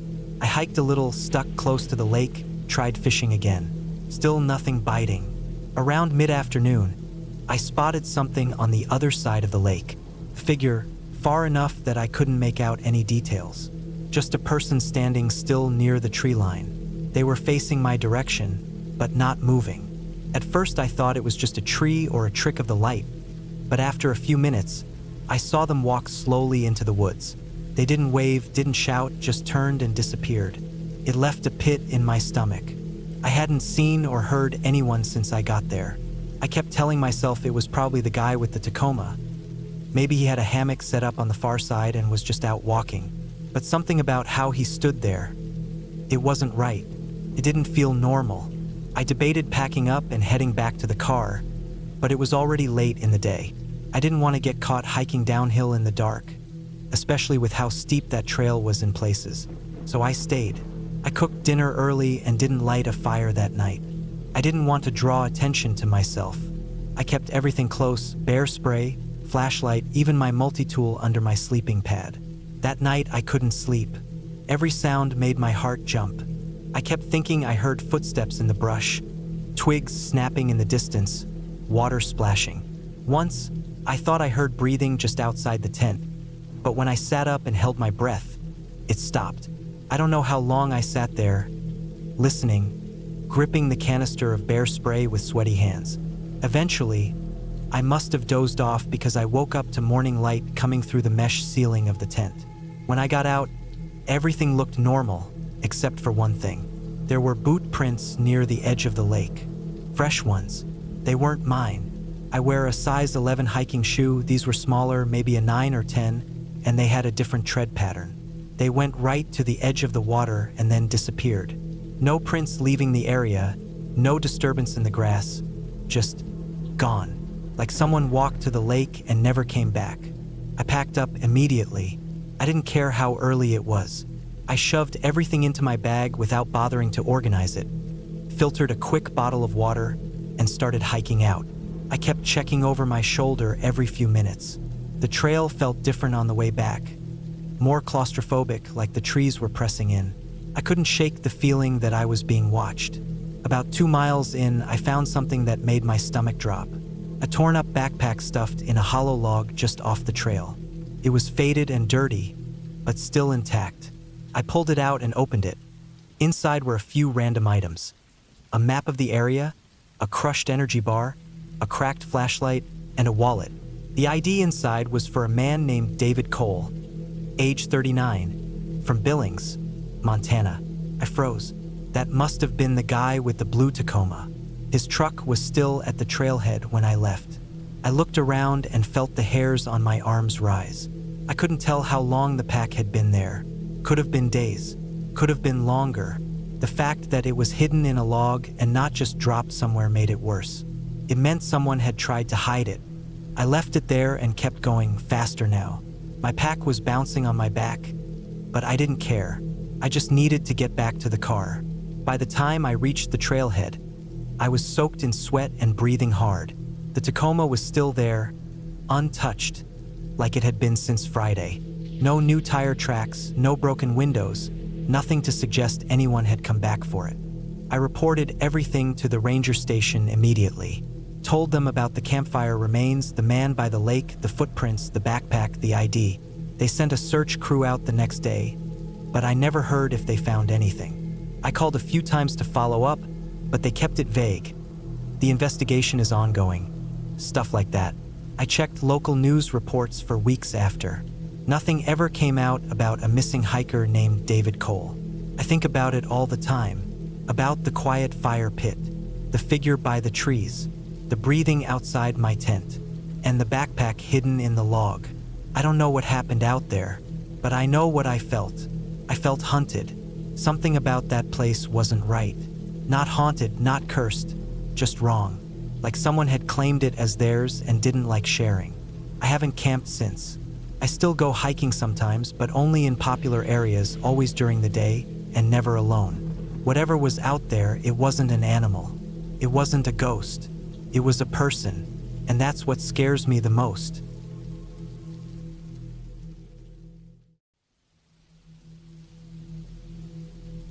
I had always enjoyed the solitude. Maybe that's why when the opportunity came up for me to spend a weekend alone at a remote cabin in the woods, I jumped at it. It sounded perfect. Just me, the trees, and the quiet. No distractions. No people. No noise. The place was located in the woods outside of Balsam, a small town about 2 hours north of where I lived. The owner, a man named Mark, had been renting it out for years to people who wanted to disconnect. I booked it for the weekend, hoping to clear my mind and get some writing done. The cabin had a reputation for being simple, rustic, and peaceful, which was exactly what I was looking for. The drive there was uneventful.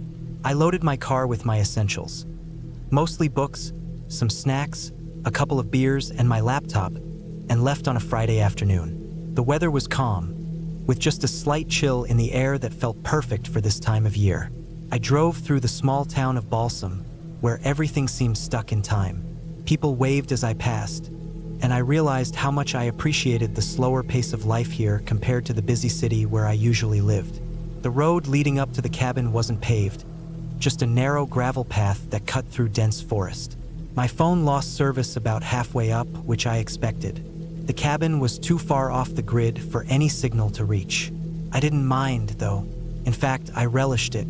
After a little over an hour of winding through trees and avoiding potholes, I finally saw the cabin up ahead. It was nestled among towering pines, with a wraparound porch and a large stone chimney puffing a light wisp of smoke. The whole place looked like it had been pulled from an old photograph, simple, unpretentious, and weathered with age. I parked my car near the cabin, grabbed my things, and made my way inside. The door was already unlocked, as Mark had said it would be. The interior was just as simple as the outside: wooden floors, a stone fireplace, a small kitchen with just the basics, and a cozy-looking living room with a couple of chairs and a couch. The smell of pine was everywhere, a fresh, earthy scent that made everything feel even more secluded. I set my stuff down and took a moment to absorb the stillness. There was no sound except the faint rustling of leaves outside. It was the kind of silence that felt like it had weight pressing down on you, but in a good way, if that makes sense. I didn't realize just how much I'd missed that until I was standing there, in the middle of this small, quiet place. I felt like I could breathe. As I unpacked and got settled in, I noticed how remote the cabin really was. There were no neighbors nearby, not even a distant light to suggest anyone lived close by. The road up here had been rough, and I hadn't seen another car for the last 15 minutes of the drive. It was as if the cabin was tucked away from the world, existing on its own in the middle of nowhere.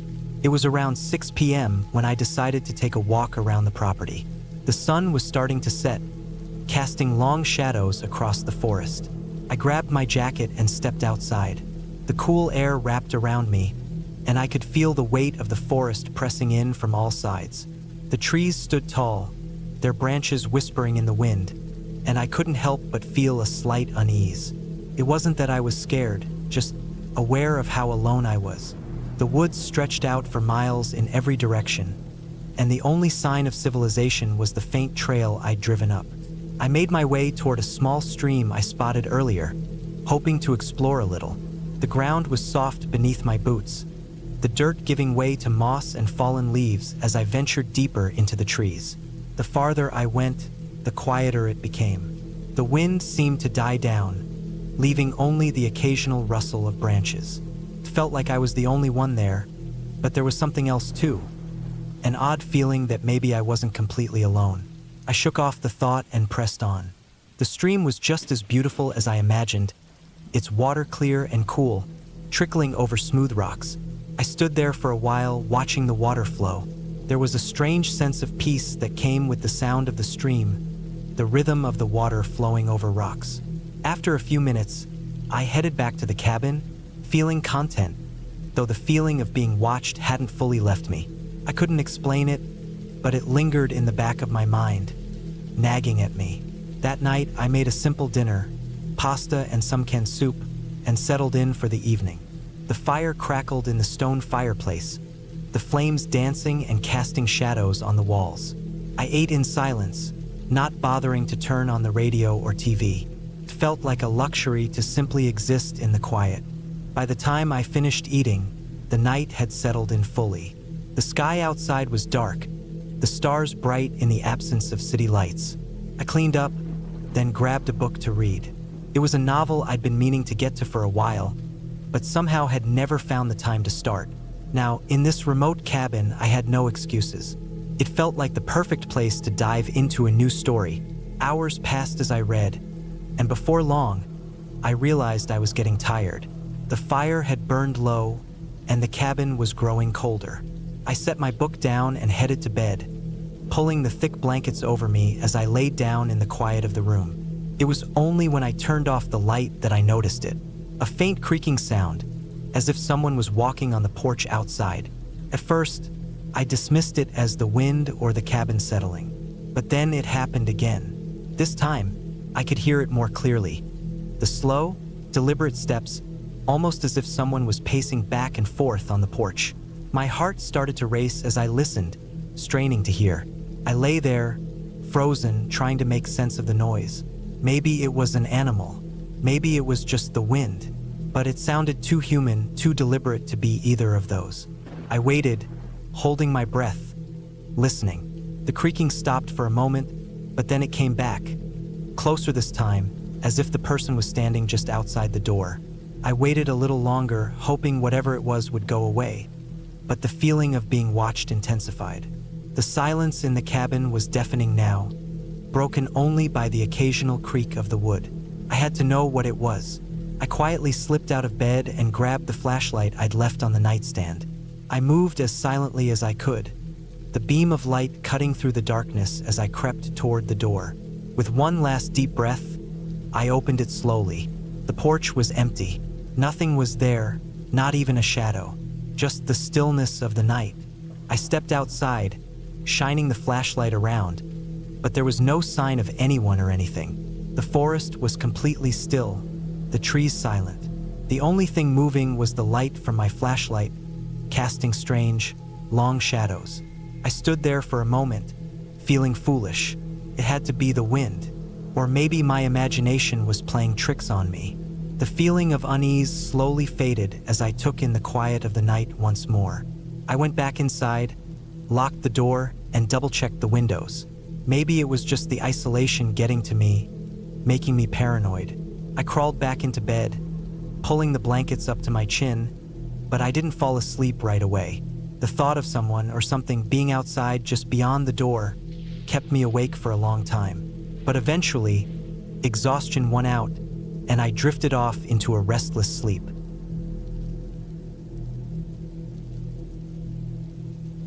It was mid-October when I decided to get away from everything. The stress from work had built up to the point where I couldn't focus on anything for more than a few minutes without feeling overwhelmed. I needed to disconnect.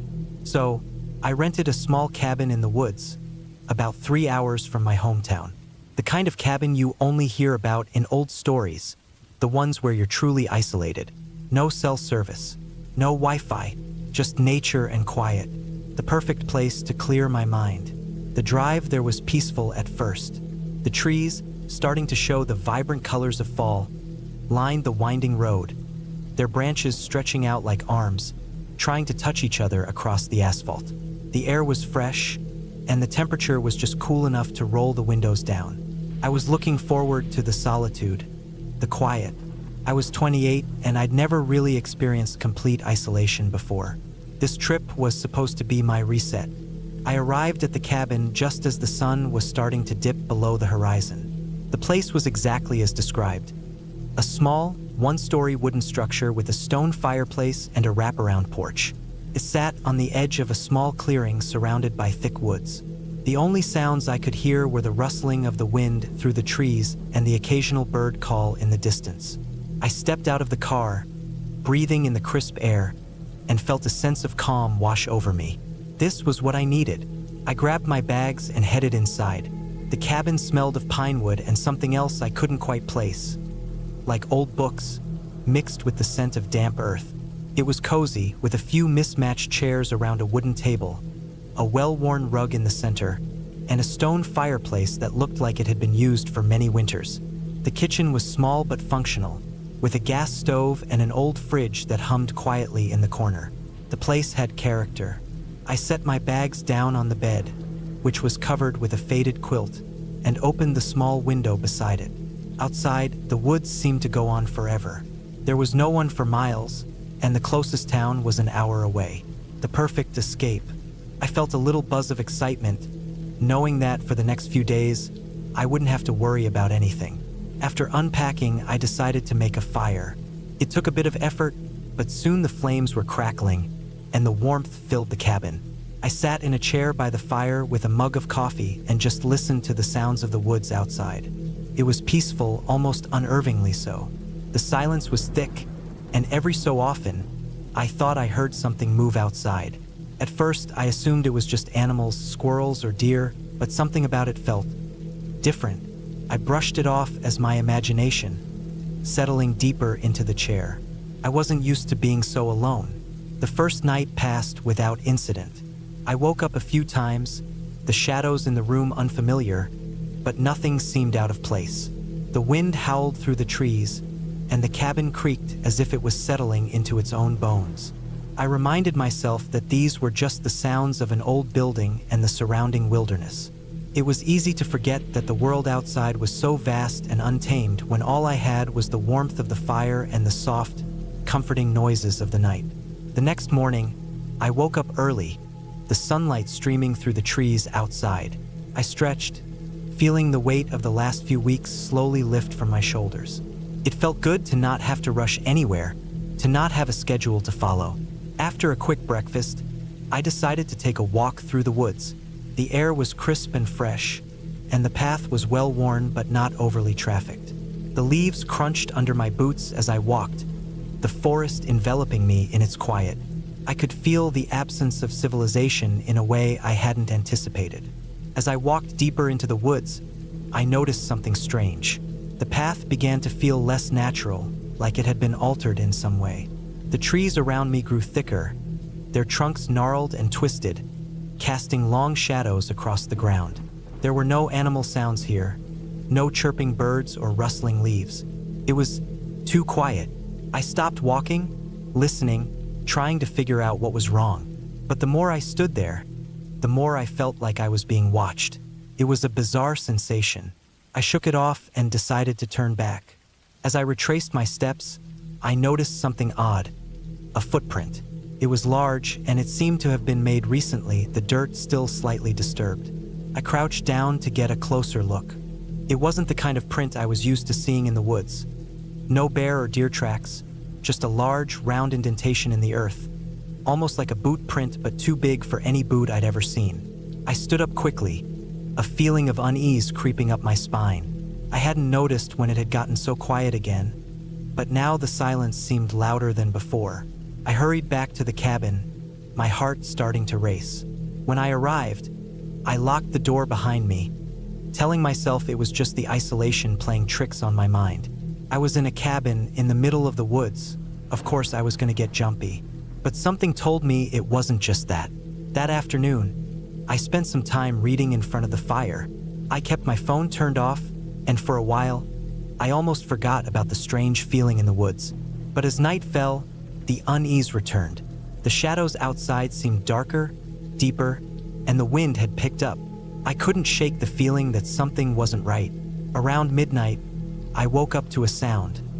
Faint at first, but unmistakable. Someone was outside. The faint crunch of footsteps on the leaves, soft but distinct. I held my breath, straining to hear. The sound stopped, and I sat in the dark, waiting, my heart pounding in my chest. Then it started again, closer this time. The steps were slow, deliberate, as if whoever it was knew I was awake. I didn't know what to do. I considered grabbing a weapon, but I didn't have anything nearby. The fireplace poker was too far away. I silently moved to the window and peered out through the small gap between the curtains. But there was nothing. The clearing outside was empty, the trees swaying gently in the wind. I stayed up for the rest of the night, listening for any sounds. Every little creak of the cabin, every gust of wind outside, made my heart skip a beat. But as the hours passed, nothing happened. The footsteps, if they had been real, had stopped. By morning, I had convinced myself that I had imagined it. I hadn't slept, but I had to leave the cabin. I had to get out. I packed my things quickly, barely taking the time to double-check the cabin. As I walked out onto the porch, I glanced around one last time. The woods were still quiet. But then, just as I was about to get into my car, I noticed something. The same footprint from yesterday was just outside the door. But now there were more, dozens of them. They circled the cabin, leading into the trees and then disappearing. They were fresh, the edges still sharp. I didn't hesitate. I got in my car and drove off, not stopping until I reached the nearest town. I didn't look back.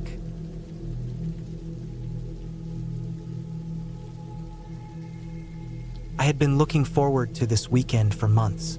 My friends and I had planned a trip to a remote cabin tucked away in the woods for a weekend of peace, relaxation, and a bit of hiking.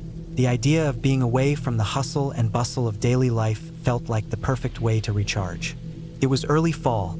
The leaves had started to turn golden, and the air had a crisp bite to it that made it feel like everything was fresh and new. The cabin was located somewhere in the Appalachian Mountains, in a part of West Virginia where cell service was non-existent, and the nearest neighbor was miles away. The sort of place where the only sounds you'd hear at night were the wind rustling through the trees and the occasional hoot of an owl. I had rented the place online after seeing a couple of photos, nothing fancy, but exactly what we were looking for. A simple, secluded cabin with a fireplace, a porch with a view, and a couple of old wooden rocking chairs on it. A place to get away from everything. The website mentioned how the cabin had been built in the 1960s, and from the photos, it looked like it hadn't changed much since then. I liked that. It was part of its charm. I packed my bags the night before the trip, feeling excited but also a little uneasy. I couldn't put my finger on why I felt that way, but I chalked it up to the nerves I always get before heading into unfamiliar places. Still, I couldn't shake the feeling.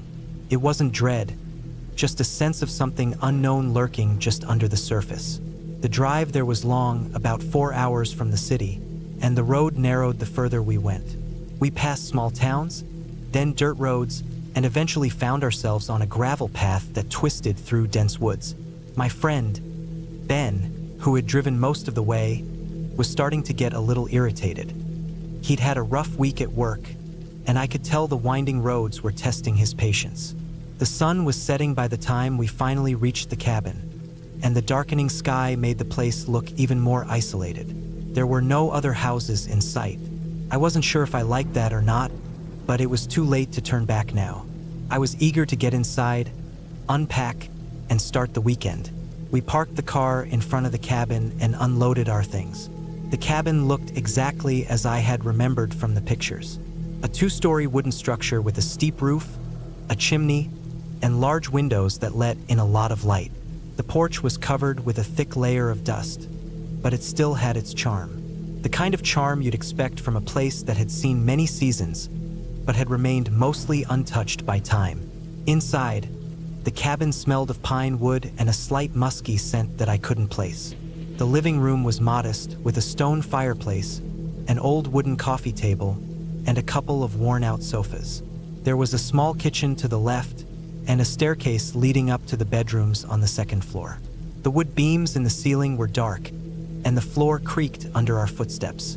It felt like a place frozen in time. And in some strange way, I liked that. We set up for the night, lit a fire in the fireplace, and unpacked our food and drinks. Ben opened a few beers, and we all sat around the fire, talking about random stuff. It felt good to be away from everything, to just relax and enjoy the company.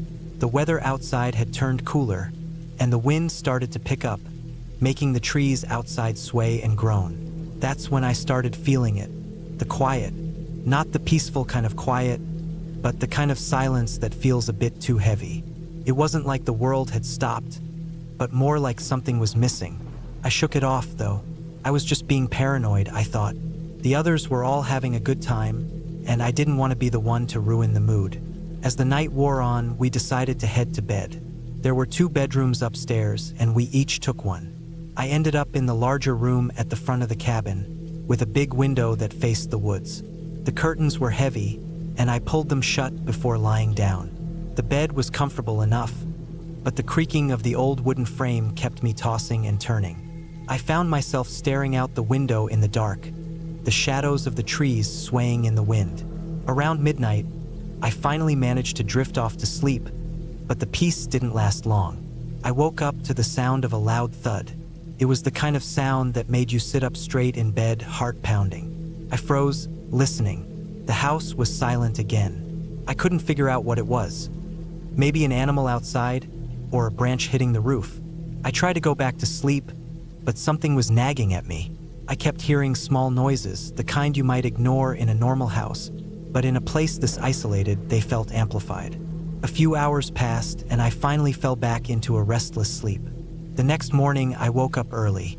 The cabin was still cold, but the sun was starting to rise, casting a pale orange light over everything. I rubbed my eyes and sat up in bed, feeling groggy.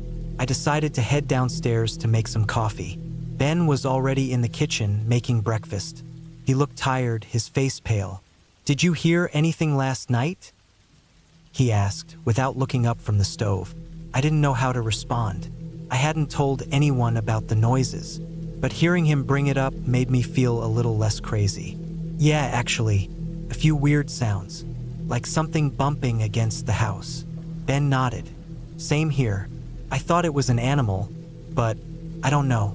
It didn't sound like that." We shrugged it off, though. It was probably just the house settling or an animal in the woods. Nothing to get worked up over. The day passed uneventfully. We went for a hike up the nearby trail, passing through dense forest, and even stumbled upon a small stream where we stopped for a bit. It was a beautiful spot, quiet and serene. We talked about everything and nothing, enjoying the simplicity of being away from the city. That night, we made a big dinner, grilled steaks and vegetables over the fire. The night sky was clear, and we spent a few hours sitting outside, watching the stars. But again, as the night wore on, I started to feel uneasy. It was like something was watching us, though I couldn't explain why I felt that way. We all went to bed early that night, and I tried to sleep as quickly as I could. But it wasn't long before the noises started again. First, a small knock, then another thud, followed by the sound of something scraping against the wood. I sat up in bed, my heart racing. The house felt too still, too quiet. I got up and went to check the windows. Nothing outside. No animals, no sign of anything out of the ordinary. But I still couldn't shake the feeling. It was like I was being watched from the shadows of the trees, even though I knew that was impossible. I went back to bed, but I couldn't sleep. Every little noise made me jump, and I found myself listening to the wind howling outside, wondering if it was just the trees causing the strange sounds. Around 2 a.m., I heard the sound again. This time it was louder, and it definitely came from inside the house. I grabbed my flashlight and crept down the stairs. The floorboards creaked under my weight, but I didn't care. I had to know what was happening. The house was dark and still, and I moved through it cautiously, shining the light on everything. The kitchen was empty, the living room too. That's when I heard it. A soft, dragging sound, like something heavy being moved across the floor. My heart pounded in my chest as I followed the sound, reaching the basement door at the end of the hallway. The door was ajar, and I could see a faint light flickering from below. I didn't want to go down there. I wanted to turn around, go back upstairs, and pretend this was all in my head. But my legs moved on their own, and I descended into the darkness. What I found in the basement was enough to make me freeze in terror. There, in the far corner of the basement, was a pile of old furniture. Broken chairs, dusty boxes, and an old wooden cabinet. And next to it, there was a trapdoor in the floor, half hidden by the furniture. The dragging noise had come from this door. Someone or something had been moving it. I don't know why, but I walked closer to it. My hands were shaking as I reached for the handle, my flashlight trembling in my grip. With one hard pull, the trapdoor creaked open. Underneath was a narrow, dark space, almost like a crawl space, and in the very center of it, there was something. A bundle, wrapped in a tattered sheet. I couldn't make out what it was at first, but when I shone the flashlight on it, my stomach dropped. It was a pile of old clothes, and under them there was something that looked like a bag, a human-sized bag, a bag that had been sitting there, hidden for who knows how long. I felt my body go numb, and I stumbled back, almost tripping over my own feet. My mind was racing, and I had to force myself to think clearly. Someone had been down there. Someone had been hiding in the basement, and they had left whatever it was down there. I ran upstairs, my heart pounding in my chest. I couldn't even hear my own footsteps over the blood rushing in my ears. I reached my friends' rooms, waking them up, and we decided to leave. We packed our things in a hurry, not even bothering to lock the door behind us. As we drove away, I looked back at the cabin. The lights were still on, the porch empty. I didn't know what had been hidden under that trapdoor, but I knew one thing for sure. We weren't coming back.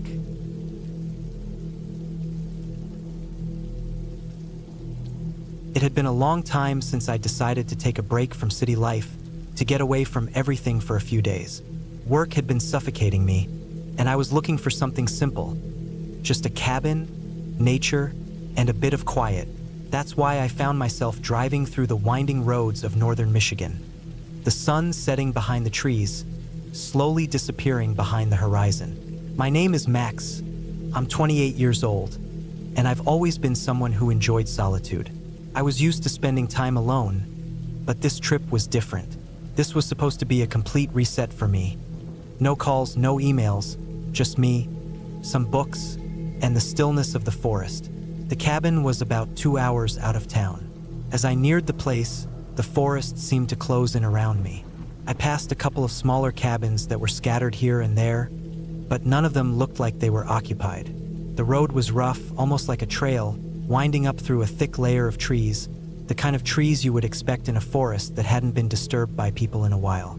The air was crisp, and I had rolled the windows down to let the fresh smell of pine and damp earth in. When I finally saw the cabin in the distance, it felt like a place I could finally unwind.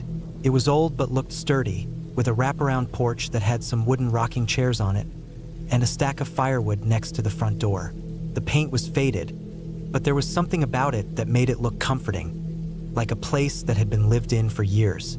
I parked my car in front, grabbing my duffel bag from the passenger seat.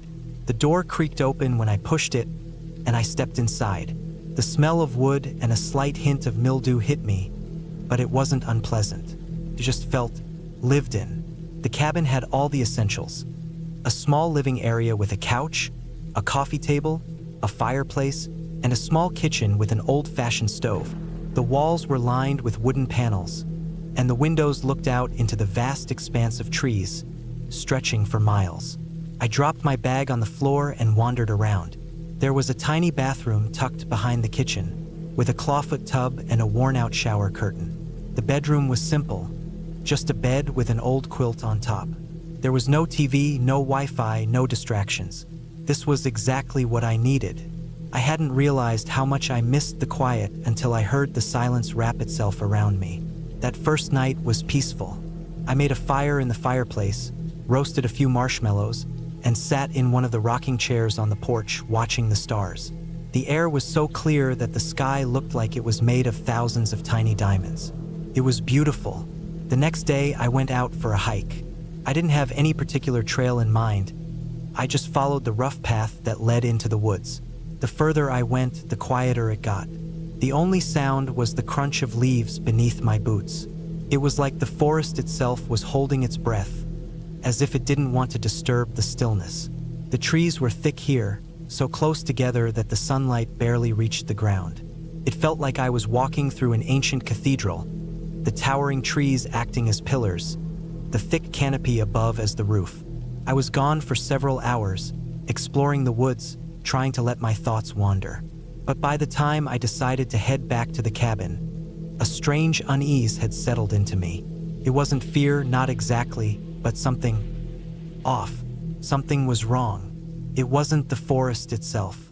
It was just, I felt like I was being watched. I shook it off. It was probably just the isolation getting to me. After all, it had been a while since I'd been alone in a place this remote. But when I returned to the cabin, I noticed something odd. The door was slightly ajar. I was sure I had locked it when I left. The first thing that went through my mind was that I'd simply forgotten to lock it.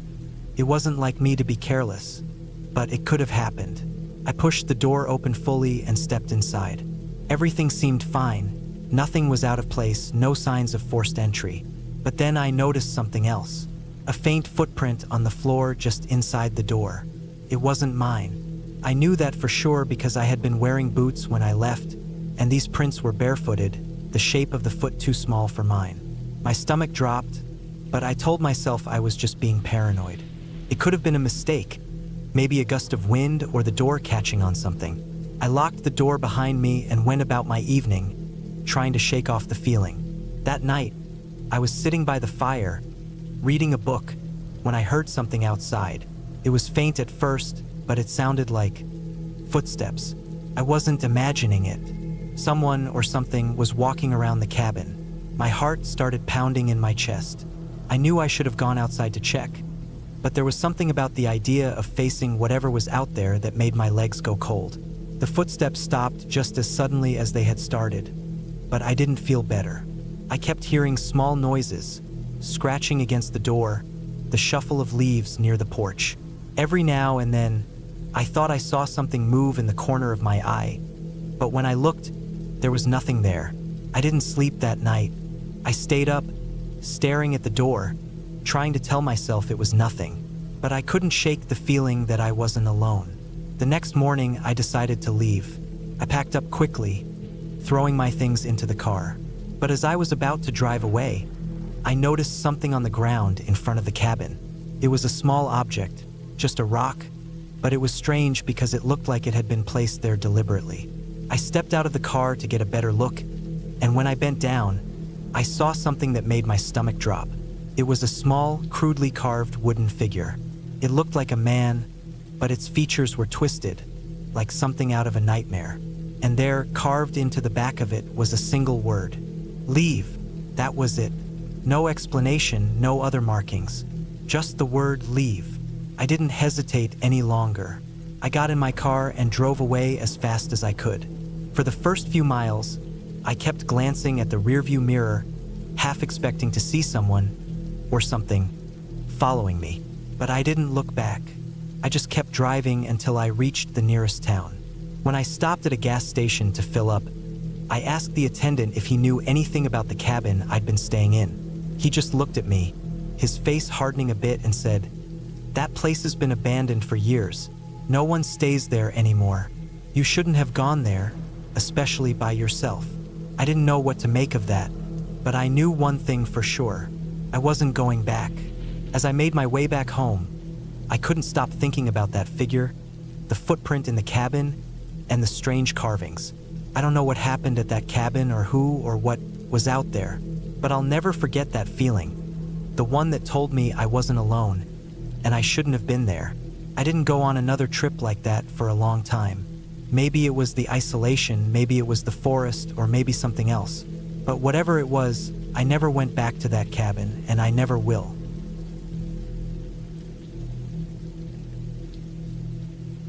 It was early October when I decided to get away. Life had been piling on, and the constant noise of the city was draining me. So, when I saw an ad online for a cabin nestled in the heart of the woods, I jumped at the opportunity. The place was remote, isolated, the perfect break from everything. The ad said it was a charming retreat with no cell service, no distractions, just peace and nature, the kind of peace I desperately needed. The cabin was located near a small town called Glenwood, about a 2-hour drive from where I lived in Boulder, Colorado. I wasn't familiar with the area, but I didn't mind. It was just me, a few supplies, and a desire for solitude. The road leading to the cabin was long and winding. The trees grew denser as I went further in, their branches reaching out like hands trying to touch the car. The further I went, the more the world seemed to fade away. There were no other cars, no signs of life. Just the occasional rustling of leaves as the wind passed through the trees. A few miles down the road, I lost the paved path and found myself on a dirt trail. I had no idea how far off the grid I really was until I passed the last sign of civilization. An old, weathered road sign that read, Glenwood 12 miles. I kept going, thinking I'd see the cabin soon. But the drive seemed endless. The sun was starting to dip below the horizon, casting long shadows across the forest. I couldn't deny it anymore. I was nervous. The kind of nervous you get when you've gone too far and realized you might be in over your head. But there was no turning back. Finally, I saw it. The cabin. At first glance, it looked charming. A log cabin, simple but sturdy, surrounded by towering pines. There was a small porch with a rocking chair that creaked as the wind pushed it. A chimney puffed a faint trail of smoke into the air. It was the picture of solitude, exactly what I had come for. I parked the car and grabbed my bag. The air was cool, crisp with the scent of pine. The only sound was the crunch of my boots on the gravel as I made my way up to the porch.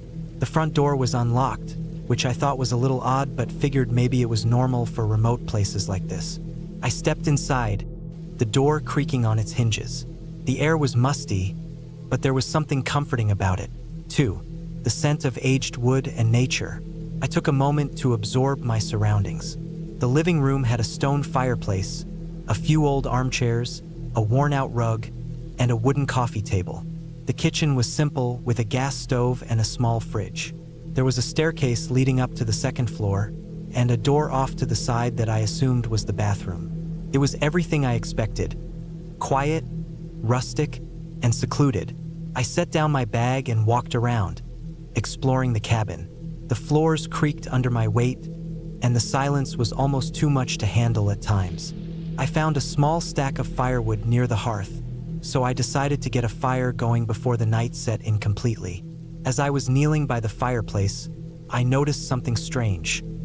There was an old, faded painting on the wall above the mantel. It was of a dense forest, dark and foreboding. I couldn't tell if it was just the quality of the painting or something about the image itself, but it gave me an odd feeling, a sense of unease. I shook it off. It was probably just my mind playing tricks. I had been driving for hours, and the isolation was starting to get to me. I got the fire going and decided to unpack and settle in for the night.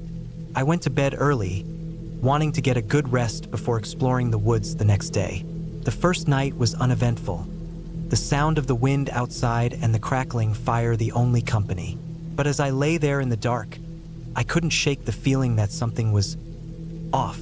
The cabin was too quiet. No wildlife sounds. No rustling of branches. Just stillness. A kind of heavy stillness that made my skin crawl. I woke up several times throughout the night, but it was nothing more than a fleeting feeling. The next morning, I woke to sunlight streaming through the windows. It was bright and crisp, a perfect autumn morning. I got up, made some coffee, and sat on the porch to watch the sun rise higher in the sky. After breakfast, I decided to take a walk around the property. There was a trail that led into the forest behind the cabin. I followed it, the crunch of leaves underfoot the only sound as I walked deeper into the woods. The trees towered above me, casting long shadows across the trail. The air was cool, but it didn't feel unpleasant. It was quiet, almost unnaturally so. There were no birds chirping, no squirrels scurrying about. Just the sound of my own footsteps and the occasional rustle of leaves. As I walked, I found myself looking over my shoulder more than once, as if I were being watched. I couldn't explain why, but I had the sense that something was following me, just out of sight. I tried to push the thought from my mind, blaming it on being alone in the woods for the first time in a long while. Still, I couldn't shake the unease. I wandered for a while, not really keeping track of time. After an hour or so, I realized I had strayed far from the cabin. The trail had become less distinct, and I had to make an effort to push through the underbrush. When I finally turned to head back, I noticed something strange. The trees seemed denser than before, and the light had taken on a strange, muted quality. It was almost like the sun had been blocked out by a cloud, though I could see no sign of one in the sky. I quickened my pace, but the further I walked, the more I felt like I wasn't getting anywhere. The woods seemed to stretch endlessly, the trees closing in around me. I checked my phone, but of course there was no signal. I had planned on using it for navigation if I got lost, but now it was just dead weight. Panic began to rise in my chest. My breathing quickened, and I started to jog, hoping to make it back to the cabin before I got even more turned around. I was sure I'd been walking in the right direction, but it was hard to tell. Everything looked the same. Tall trees, thick underbrush, the same dirt trail that seemed to vanish beneath my feet. I kept moving, my heart pounding in my chest. The sound of the wind had picked up, whistling through the trees. It felt like the woods themselves were closing in on me, pushing me deeper, farther from where I was supposed to be. Finally, after what felt like hours, I saw a break in the trees, the cabin. I almost collapsed with relief as I pushed through the brush and made my way back to the porch. As I sat on the steps, catching my breath, I realized something. I hadn't seen any wildlife during my walk. No birds, no squirrels, not even a deer. It was like the forest had been completely still, completely empty. I decided to stay inside the rest of the day. The fire was still burning in the hearth, and the warmth felt like a comfort I desperately needed. But that night, as I sat in the cabin, I couldn't ignore the feeling that something wasn't right. I had been so focused on my own unease that I hadn't paid attention to something that was right in front of me. The front door. I didn't lock it when I came in earlier, thinking there was no need. But now I noticed that it was slightly ajar. Just a crack. Enough for someone or something to slip through unnoticed. My heart raced as I moved toward the door. I stood there for a long moment, staring at the crack, listening. The wind howled outside, but the cabin was silent. I knew I was alone. I had seen no one during my walk. But that door, something about it didn't sit right. I closed it, locking it tight, and then checked all the windows. Everything was secure. I felt like an idiot for getting so worked up over something so simple. But the strange events of the past 24 hours had worn me down. The odd feeling in the woods, the silence, the door. It wasn't until I was lying in bed that night, trying to ignore the growing sense of dread, that I heard it.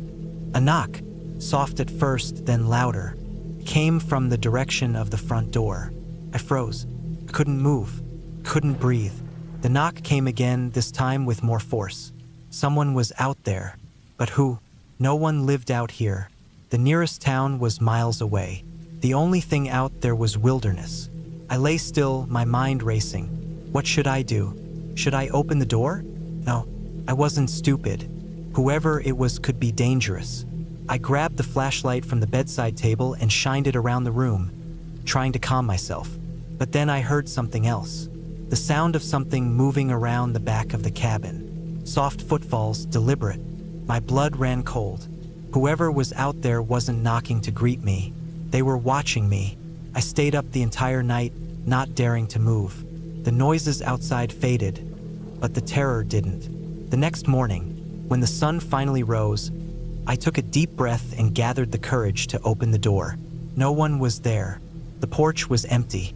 Nothing but the rustling of leaves in the wind. I spent the rest of the day inside, not daring to go back into the woods. I kept the door locked and the windows shut, feeling like I was in a cage. I had come for peace, but I was starting to wonder if I would ever feel safe here again. The next morning, I packed my bags.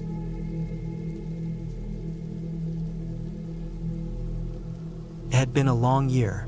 A year of endless days that bled together into a haze of mundane moments, stress, and noise. So when I had the chance to take some time off and get away from everything, I took it. I needed it, desperately. My name is Ethan Harper, and I'm 28 years old. I live in Chicago, a city that's loud, fast, and unforgiving. I work as a graphic designer at a small firm, but honestly, I spend most of my time trying to avoid my responsibilities and distract myself with whatever I can. The past few months had been particularly draining. Long hours, personal problems, and the weight of it all was wearing me thin. That's why when a friend of mine, Josh, told me about a cabin his family owned up north, I jumped at the opportunity. The cabin was isolated, situated deep in the woods in northern Wisconsin. Josh swore that it was the perfect place to get away, unwind, and clear your head. I wasn't sure what to expect, but I was desperate for a change of scenery, so I booked the trip. The cabin was about a 6-hour drive from Chicago, tucked away in the middle of nowhere. The roads leading to it were winding and narrow, the type of roads you don't find on a map unless you really look for them. The trees were thick on both sides, and as the miles passed, I found myself surrounded by nothing but forest. The sun was beginning to set by the time I arrived, and I parked the car outside the cabin, looking around. It was exactly what I had expected. A small, rustic building with a weathered wooden exterior, a wraparound porch, and a stone chimney. There were no other houses nearby, nothing but trees in every direction. It was peaceful, quiet, almost too quiet. I took a deep breath and grabbed my bags from the trunk. The air smelled fresh, like pine needles and earth. Felt good, the kind of clean air that you only get when you're far from the city. As I walked up to the front door, I noticed that the porch creaked beneath my feet, adding an eerie element to the otherwise tranquil scene. The door was unlocked, and I stepped inside. The cabin smelled old, like wood and dust, with a hint of something else. Something earthy, but not unpleasant. The interior was simple, with wooden floors, a stone fireplace, and a few mismatched pieces of furniture. Felt cozy in a way, but also a little lonely. I suppose that's the best word for it. It was quiet, but not in a peaceful sense. More like the silence was waiting for something, like it was too still. I dropped my bags by the door and started to explore. There was a small kitchen with an old stove and a fridge that looked like it had been around since the 70s. The living room had a large, overstuffed couch with a few faded throw pillows. I noticed a window looking out over the woods. It was a beautiful view, but there was something unsettling about the sheer emptiness of it. The trees seemed to stretch on forever, and the thought of being so isolated started to feel a little overwhelming. Upstairs, there were 2 bedrooms. One was smaller, and the other had a large, antique-looking bed. I chose the larger room mostly because the bed looked more comfortable. After all, I was here to relax, and a good night's sleep was essential. I unpacked my things and then sat by the window for a while, just watching the forest. As the light faded, I realized how truly dark the woods were. It wasn't like the city, where lights flicker in the distance and the noise of the world hums constantly in the background. Here, there was only darkness and the occasional rustle of leaves or the distant call of a bird. I spent the rest of the evening reading a book I'd brought along, but I kept glancing out the window. It was so dark outside now that I couldn't see much of anything beyond the faint outline of trees. The wind had picked up a little, causing the branches to sway in the breeze. It was the kind of night that made you feel like you were the only person left in the world, like the woods were swallowing everything whole. Around 9 p.m., I made myself a simple dinner and ate alone, listening to the sounds of the cabin creaking in the wind. It was a strange feeling, being alone out here. I wasn't scared, at least not yet, but something about the isolation started to eat at me. Maybe it was the silence. Maybe it was the way the cabin seemed to echo even the smallest sound. Whatever it was, I couldn't shake the feeling that something wasn't quite right.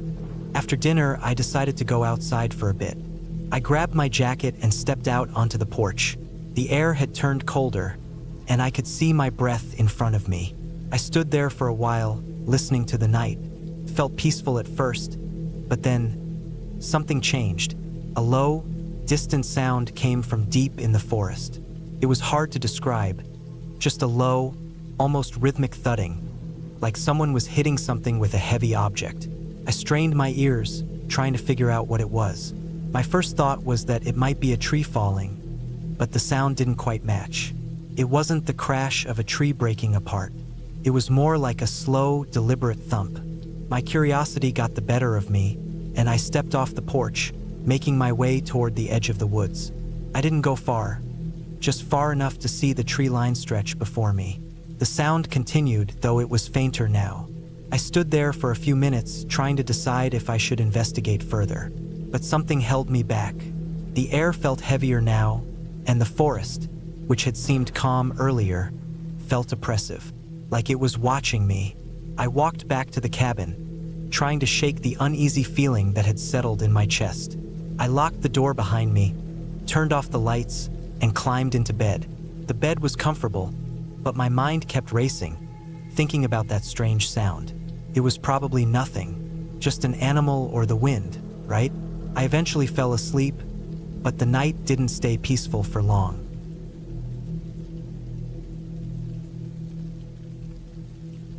It was supposed to be a weekend getaway, a break from the city, the noise, and the endless demands of work.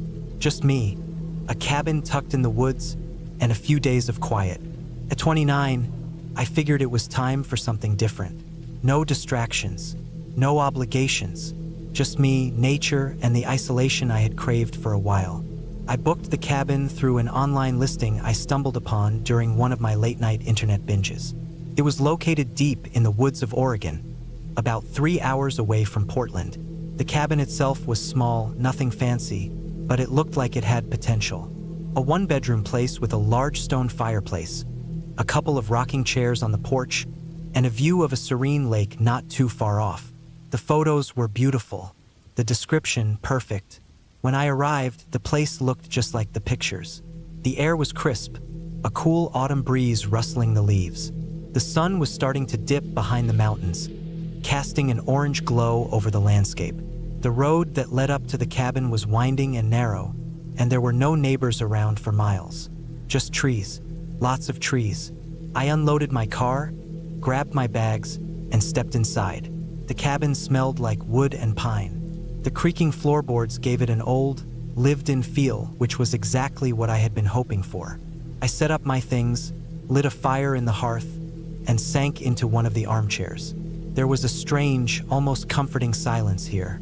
The kind of silence that you only get when you're far from any other human presence. I was excited. I felt an odd sense of peace, the kind of peace I hadn't experienced in years. That night, I made myself a simple dinner, just some pasta and canned sauce, nothing fancy, and ate by the fire. Afterward, I poured a glass of wine and sat on the porch, listening to the sound of the wind through the trees. The lake was barely visible from where I sat, the surface dark and still. I was starting to feel sleepy, so I went inside, turned off the lights, and climbed into bed. The bed was surprisingly comfortable, old, but solid. I pulled the thick quilt over myself and drifted off to sleep to the sound of the wind howling outside. The next morning, I woke up early. The sun was just starting to rise, casting a pale light through the trees. I made some coffee, brewed it in an old-fashioned percolator I found in the kitchen, and sat at the small wooden table by the window. The view was gorgeous, the lake shimmering in the early light, surrounded by a ring of trees. I had planned to go for a hike that morning, so after finishing my coffee, I gathered my things, just a bottle of water, my jacket, and a small backpack, and headed out. The path to the lake was well-worn, and I figured I'd take the long way around it. The air was fresh, crisp against my skin, and the ground was soft beneath my boots. I hadn't seen another soul since I arrived, and it felt both refreshing and a little unsettling. The isolation was total. As I walked, the path grew more and more uneven, twisting through thick patches of forest. The trees were dense, the canopy above blocking out most of the sunlight. The further I went, the quieter it got, and the more I began to feel watched. I told myself it was just the unfamiliarity of the place, but it was a nagging feeling that wouldn't go away. I tried to shake it off. I wasn't one to get paranoid over nothing, but there was something strange about the woods here.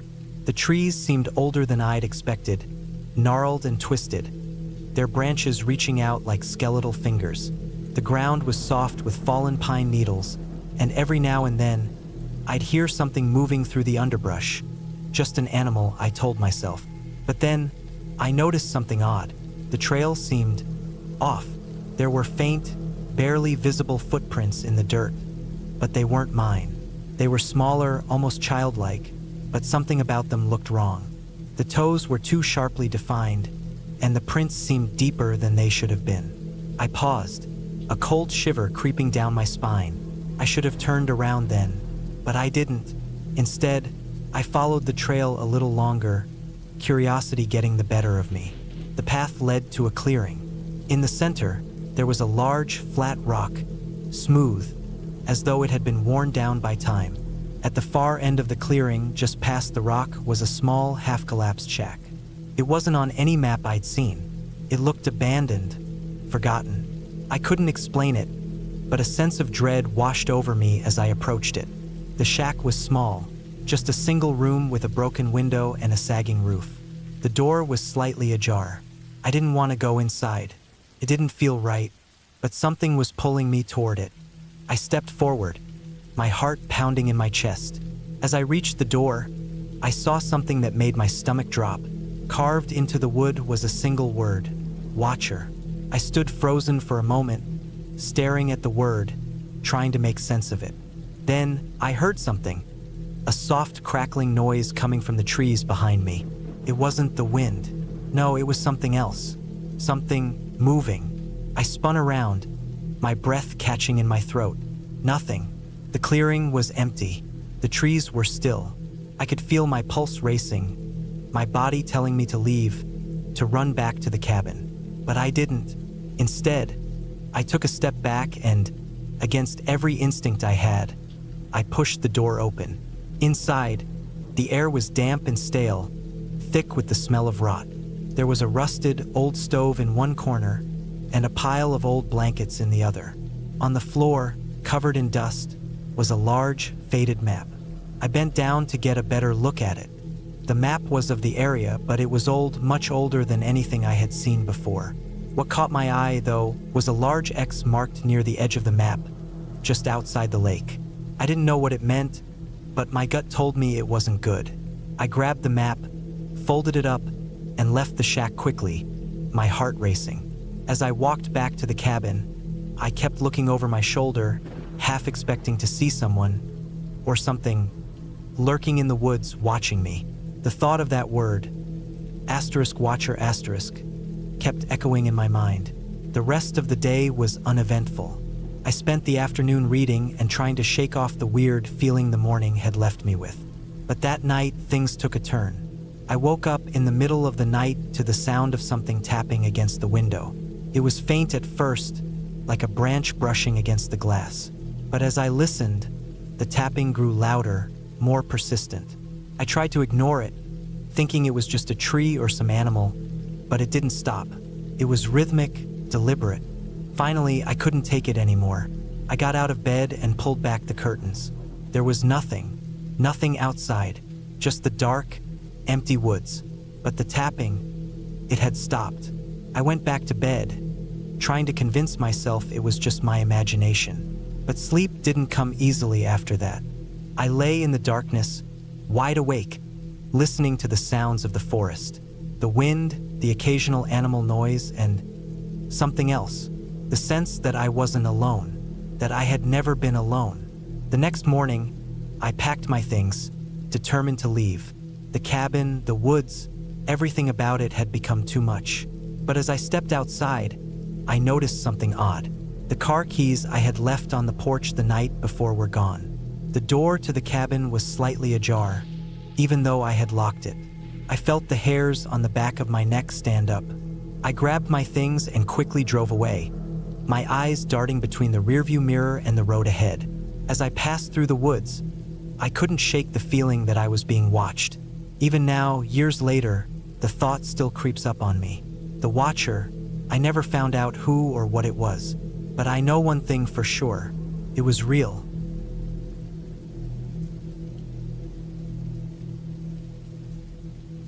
It was a late autumn afternoon when I arrived at Timberlake Cabin, a small, isolated wooden house tucked deep into the forest on the edge of the Ozark Mountains. The kind of place people usually go to get away from everything. No phones, no Wi-Fi, just you and nature, surrounded by nothing but trees and the open sky. I decided to take a weekend off, away from the pressures of work and the chaos of daily life. There was something about the thought of being alone in a cabin in the middle of nowhere that seemed both calming and exciting. The drive out was long, about 5 hours from where I lived in Little Rock, Arkansas, but the final stretch, when the road narrowed and twisted through thick trees, had an eerie charm to it. By the time I turned onto the dirt driveway leading to the cabin, The sun was already dipping behind the mountains, casting long, thin shadows across the forest floor. The cabin itself was small but well kept. It had the old-fashioned look of something that had been standing for decades, but it had been freshly painted in a deep green color that blended well with the surrounding pines. There was a porch with a rocking chair on the left, and the front door had a hand-carved sign that read Timberlake in rustic letters. It looked like something straight out of a magazine, exactly what I had imagined when I booked it. The key was left under the doormat, just like the instructions said. I let myself in, the door creaking a little as I pushed it open. The air inside was thick with the scent of wood and pine, and I could hear the soft whisper of the wind outside rustling through the trees. I took a moment to look around. The cabin had a cozy charm to it. A stone fireplace sat in the center of the main room, with a few logs already stacked neatly beside it. A small kitchen was tucked off to the side, and a set of stairs led to the second floor, where the bedrooms were. The furniture was simple but comfortable, nothing fancy, just what was needed for a weekend stay. I dropped my bag on the couch and decided to explore a little. The kitchen had a fridge stocked with the basics: eggs, butter, milk, and a couple of frozen meals. The cabinets were full of dishes, mugs, and cookware. The place felt homey, though it was clear no one had lived here permanently for quite some time.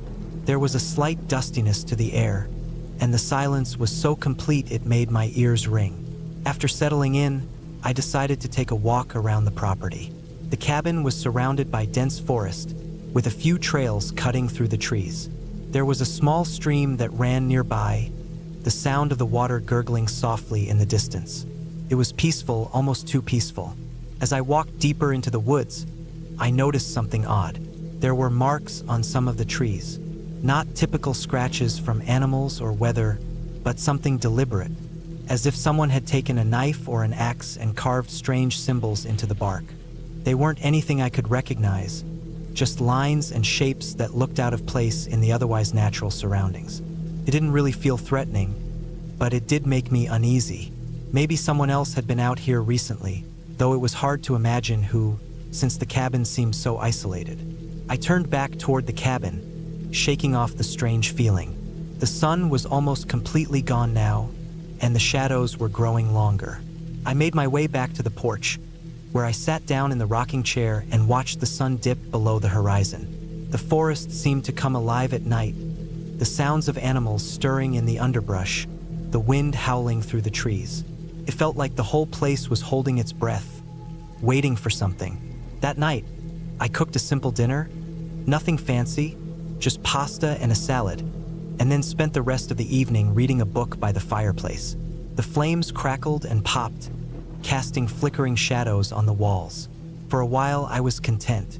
I didn't feel scared, just alone, and that was exactly what I wanted. But as the hours passed, I began to notice something strange. The wind had picked up, and I could hear something tapping on the window. I figured it was just a branch swaying in the wind, but the sound was rhythmic, almost deliberate. Tap, tap, tap. It didn't stop. At first, I ignored it, telling myself that it was just nature. But after a while, it began to wear on me. The sound was too constant, too purposeful. I stood up and walked over to the window, pulling the curtains aside just enough to look outside. The moon was full, casting a pale light over the forest, and the wind had begun to whip through the trees, making them groan and sway. I didn't see anything out of the ordinary. Still, I couldn't shake the feeling that something was off. It was like I was being watched. I tried to brush it off. I'd come here to relax, not to let my imagination run wild. But I couldn't help it. The isolation was starting to get to me. I decided to turn in for the night, locking all the doors and windows before heading upstairs to the bedroom. The bed was comfortable, and the thick quilt on top was warm enough to keep out the chill. But sleep didn't come easily. My mind kept racing, replaying every little sound I'd heard since arriving. The tap on the window, the symbols on the trees, the strange feeling that I wasn't alone. It was all too much, and my eyes refused to close. At some point, I must have drifted off, because I was jolted awake by a loud crash downstairs. My heart skipped a beat, and I froze, straining to listen. There was nothing but silence. But then, There was another sound, faint, like the creak of a floorboard. I held my breath, waiting. Every instinct told me to stay still, to not make a sound. My hand slowly reached for the flashlight on the nightstand. I didn't know what was down there, but I had to check. I crept down the stairs as quietly as I could, my flashlight beam cutting through the darkness. The house was eerily still, the kind of silence that felt unnatural.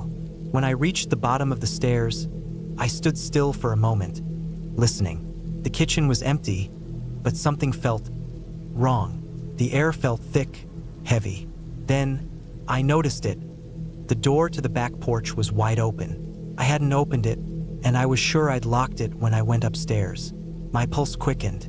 I wasn't alone. I backed away from the door slowly, trying to think. I couldn't just stay here and wait for whoever or whatever was out there, but I also couldn't risk running into them either.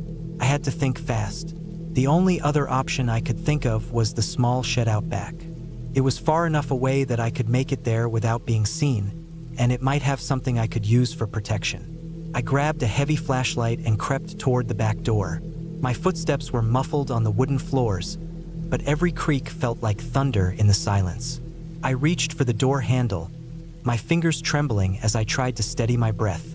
When I opened the door just enough to slip through, I saw nothing. The night air was cold against my skin as I quickly made my way to the shed.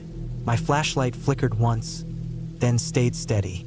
I didn't know what I was looking for, but I needed to get to the shed and lock myself in. The door to the shed creaked as I pulled it open. Inside, the smell of must and old tools hit me. There were a few gardening tools leaning against the wall, and a stack of old firewood in the corner. I grabbed the heaviest thing I could find, an old axe, and held it tightly in my hands, just in case.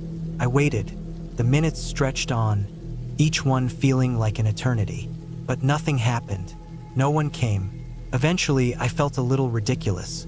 The tension in my body slowly started to ease. I didn't know what had caused that strange feeling earlier, or if I had just let my nerves get the better of me. But the silence was comforting again, and I decided to return to the cabin. The walk back was uneventful, and I checked every corner, every shadow, before re-entering the house.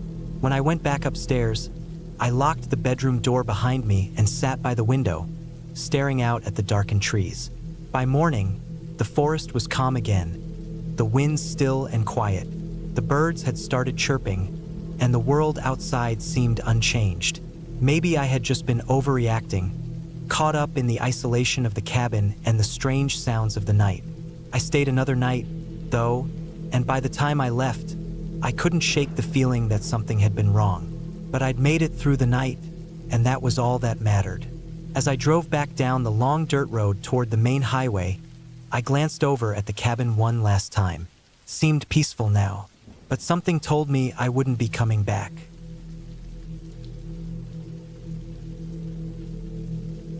It was supposed to be a simple weekend getaway. Just me, a weekend off work, and a secluded cabin in the woods. No distractions, no noise, no responsibilities. Just the quiet and the sound of the wind rustling through the trees. That's all I needed. I had been looking forward to this trip for weeks. My boss had been piling on the work, and everything felt like it was moving too fast, too chaotic. So when I found the cabin online, an isolated spot about a 3-hour drive away, deep in the woods, surrounded by nature, with no Wi-Fi and no cell service, I thought it was perfect. A break from everything, a place to reset. The weather forecast said it would be clear and cold. Maybe a bit of rain in the evening, but nothing too bad. Just the kind of weather I liked. Crisp air, a fire in the stove, and a good book to keep me company. I packed my bags, filled up the car with snacks, and set off. The drive out was smooth, the kind of drive where your mind starts to wander and you lose track of time. I passed small towns, stretches of forest, and the occasional farmhouse. The farther I got from civilization, the more isolated it felt. The roads got narrower, and the trees grew thicker around me, towering like giants. When I finally reached the cabin, it looked just like the photos. A small, rustic structure made of wood, tucked away in a grove of tall pines. It was exactly what I had hoped for, peaceful retreat. The owner had left a note on the door with instructions for the lockbox. I opened it, grabbed the key, and let myself in. The cabin had that musty, earthy smell of wood and old pine. Inside, it was simple but cozy. A large stone fireplace sat in the corner, a couch with faded cushions, a wooden table with mismatched chairs. There were shelves filled with books and a small kitchenette with a fridge that hummed quietly. Everything was just as advertised, comfortable though a bit worn, like a place that had been sitting and used for a while. I set my things down, grabbed some wood from the stack outside, and started a fire. As the flames crackled and danced, I felt the tension in my shoulders ease. The warmth spread through the room, and I could already feel myself unwinding. That first evening was perfect. The rain came, just as the forecast predicted. It was the gentle kind, the kind that makes a soft tapping noise on the roof. I cooked a simple dinner, opened a bottle of wine, and sat by the fire. It felt like the weight of the world had been lifted off my chest. That night, I went to bed early. The sound of the rain, combined with the warmth from the fire, made the cabin feel like a safe little bubble away from everything. I drifted off to sleep quickly, my body still tired from the long drive. The next morning, I woke up to the scent of fresh pine and damp earth.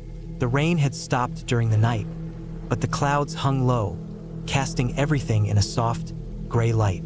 I got up, made some coffee, and stepped outside to stretch my legs.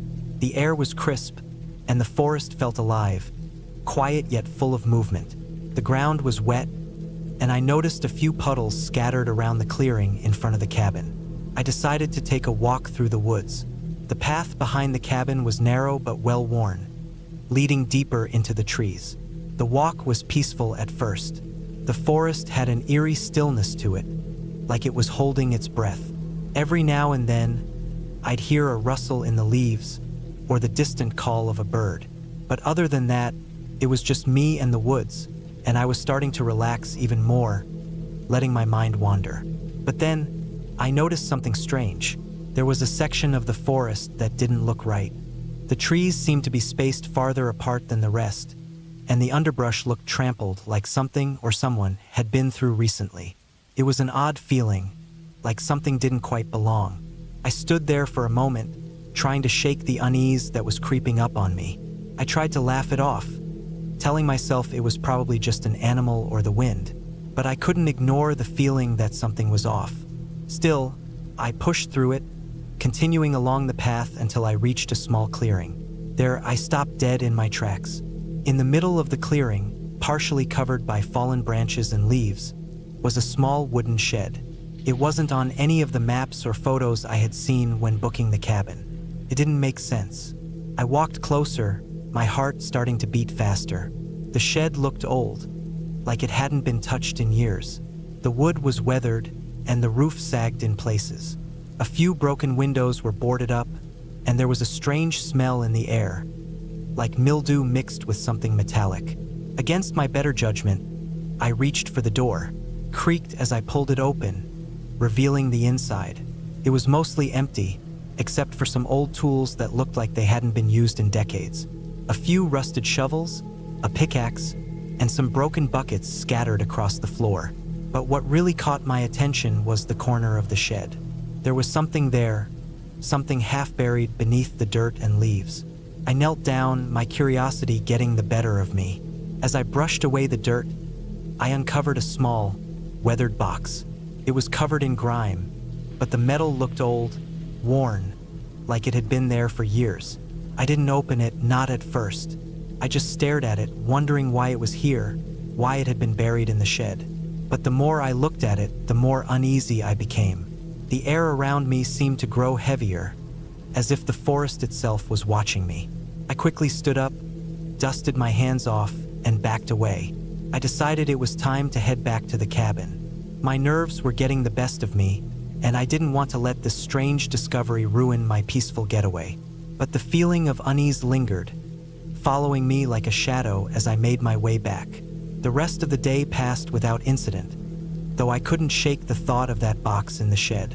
That night, I locked all the doors and windows and decided not to venture outside again until I left the next day. But I didn't sleep well. Every creak and groan of the cabin, Every rustle in the trees kept me on edge. I kept thinking about that box. What could it have been? Why was it hidden away like that?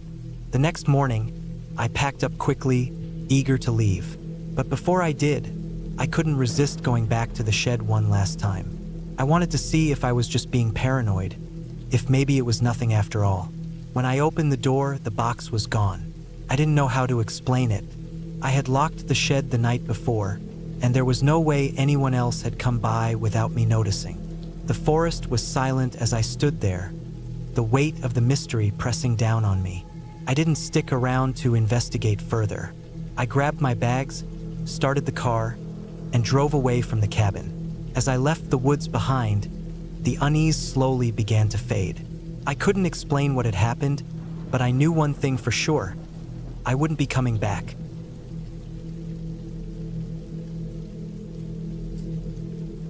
It was late October, the kind of fall day where the sun barely cut through the thick clouds, and the wind felt colder than it had any right to. I had always been a fan of nature, even in the off-season. So when a chance came up to rent a cabin in the middle of nowhere, I couldn't resist. I needed some time away from work, away from the city, away from everything. A quiet retreat seemed like the perfect way to clear my head. I wasn't looking for anything extravagant, just a small cabin tucked into the woods. I found it online, just a small, rustic thing, nothing fancy, but it was isolated enough to give me the peace I craved. The booking was easy, and I had made sure everything was set before arriving. I wasn't expecting luxury, just a simple getaway, maybe to do a little hiking, enjoy some fresh air, and read a few books. The cabin was located somewhere in the Appalachian Mountains, near a small, sleepy town called Ashton. The kind of place you wouldn't expect to find on a map unless you were looking for it. I didn't know anyone who had been to this part of the mountains, but the pictures from the listing looked peaceful, exactly what I needed. When I finally arrived, the first thing I noticed was the silence. It wasn't the silence you get when you're alone in a city, where you're still surrounded by distant sounds of traffic, sirens, or people. This was the kind of silence that wrapped around you, thick and heavy. Even the wind, though strong, seemed muffled here, as though it couldn't fully reach me. The cabin itself looked exactly like the photos. An old, wooden structure with a stone chimney. It had a charm to it, though it was weathered and aged. The paint had chipped off in places, and there were a few uneven spots on the wooden porch. It gave the place character, and I liked it. Inside, it smelled of wood, old wood, but comforting. The air was crisp, and the heater kicked on the moment I stepped inside. The cabin was small, just a living room with a fireplace, a kitchen area, and a small bedroom with a queen-sized bed. The furniture was simple, nothing special, just functional. The wooden floors creaked when I walked, and the only light came from a single overhead fixture in the living room. I liked it this way. It wasn't fancy, and that was exactly what I was looking for. The first night was peaceful. I spent it reading, letting the crackling fire in the hearth soothe me. I didn't have any particular plans for the next few days, except to enjoy the solitude. As the night wore on, I could hear the wind picking up outside, howling through the trees, but it was all distant noise, nothing to worry about. The house was warm and I was safe inside. The next morning, I woke up early. The sun had barely risen, casting a weak light through the small windows. I decided to take a walk through the woods before it got too late. The air was crisp, biting at my skin as I stepped outside. I pulled my jacket tighter around me and made my way toward the trailhead I had seen on the map the host provided.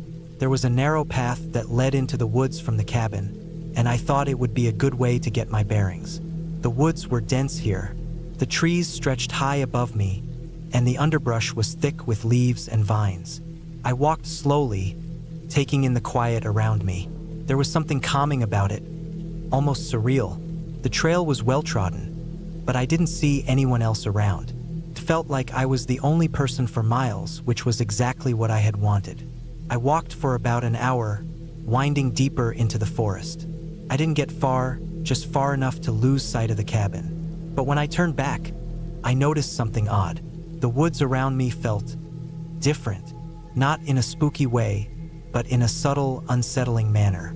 It was the kind of feeling you get when you know something isn't quite right, but you can't put your finger on it. The wind had picked up, and the rustling of the trees above sounded almost like whispers. I chalked it up to the isolation. My mind was probably just playing tricks on me. But still, there was this gnawing feeling that wouldn't go away. When I got back to the cabin, I didn't think much more of it.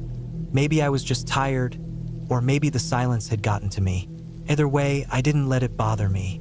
The next few days were uneventful, though I couldn't shake that odd feeling from the first day. I went on a few more hikes, always returning to the cabin before dusk. The air was getting colder, and the sunsets were stunning, painting the sky in shades of orange and pink that quickly faded into darkness. There was something mesmerizing about those sunsets, how quickly the light would disappear, leaving everything in an eerie, early nightfall. By the third night, the feeling of unease had grown. It wasn't just the isolation anymore. It felt like something had shifted in the air. I didn't like to admit it to myself, but it was getting harder to ignore. At night, when I lay in bed, I kept hearing sounds outside. Not the wind, not animals, but something more deliberate. Like footsteps, slow, measured steps. I told myself it was just animals, or maybe my mind was playing tricks on me again. The noises seemed to come and go, so I tried to push it out of my mind. But on the fourth night, it was different. The noises were louder, closer. I sat up in bed, straining to hear. There it was again, a slow, deliberate step. I got up, grabbed the flashlight, and peeked through the window, scanning the yard. I saw nothing but darkness, the faint outline of trees swaying in the wind. No footprints in the snow, nothing that would suggest someone or something was out there. I didn't sleep well that night. I stayed awake, listening, waiting for the next sound, but it never came. Or maybe I was too exhausted to notice when it did. The next morning, I went outside to check, convinced I'd find some clue, something to explain what had happened. But there was nothing. The ground was undisturbed, the trees were still, and there wasn't a trace of anything unusual. I tried to brush it off, but the feeling of being watched never left. It gnawed at me, creeping into my thoughts during the day and haunting my dreams at night. Something about the place didn't sit right with me anymore. I considered leaving early, but I had only one more night left. I wanted to finish the trip, but every fiber of my being screamed at me to leave. That last night, I stayed up again. The fire in the hearth burned low, and I could see my breath forming small clouds in the air. The cabin felt colder than it had all week, despite the heater running. The wind howled outside, louder than before, and I could swear I heard something. No, someone moving outside. It was faint at first, but it grew clearer as the night wore on. I grabbed the flashlight once again and went to the door, peering out into the night. This time, I wasn't imagining it. Standing near the edge of the woods was a figure. It was tall, unmoving, and for a moment, I thought it might be a trick of the light. But then it shifted just slightly and I saw it clear as day. I backed away from the door, heart pounding. I couldn't think straight. There was no reason for anyone to be out here, no reason for a person to be so far into the woods at this time of night. I grabbed my things, packed as quickly as I could, and drove away. I didn't care about checking out properly or about leaving the place in the condition I found it. I just needed to get out. As I drove down the dirt road leading away from the cabin, I glanced in the rearview mirror. There was nothing behind me, just the empty, silent woods stretching out in every direction. I never found out who or what was out there that night. Maybe it was a local who'd wandered too far into the woods. Maybe it was someone else entirely. But the truth is, I don't want to know. The feeling of being watched never left, and I haven't returned to that part of the mountains since. I've told myself it was just my imagination, a trick of the mind. But deep down, I know something was wrong with that place. It wasn't the isolation. It wasn't the silence. It was something else, something I can't explain. But I don't need to. All I know is that I'm glad I left when I did.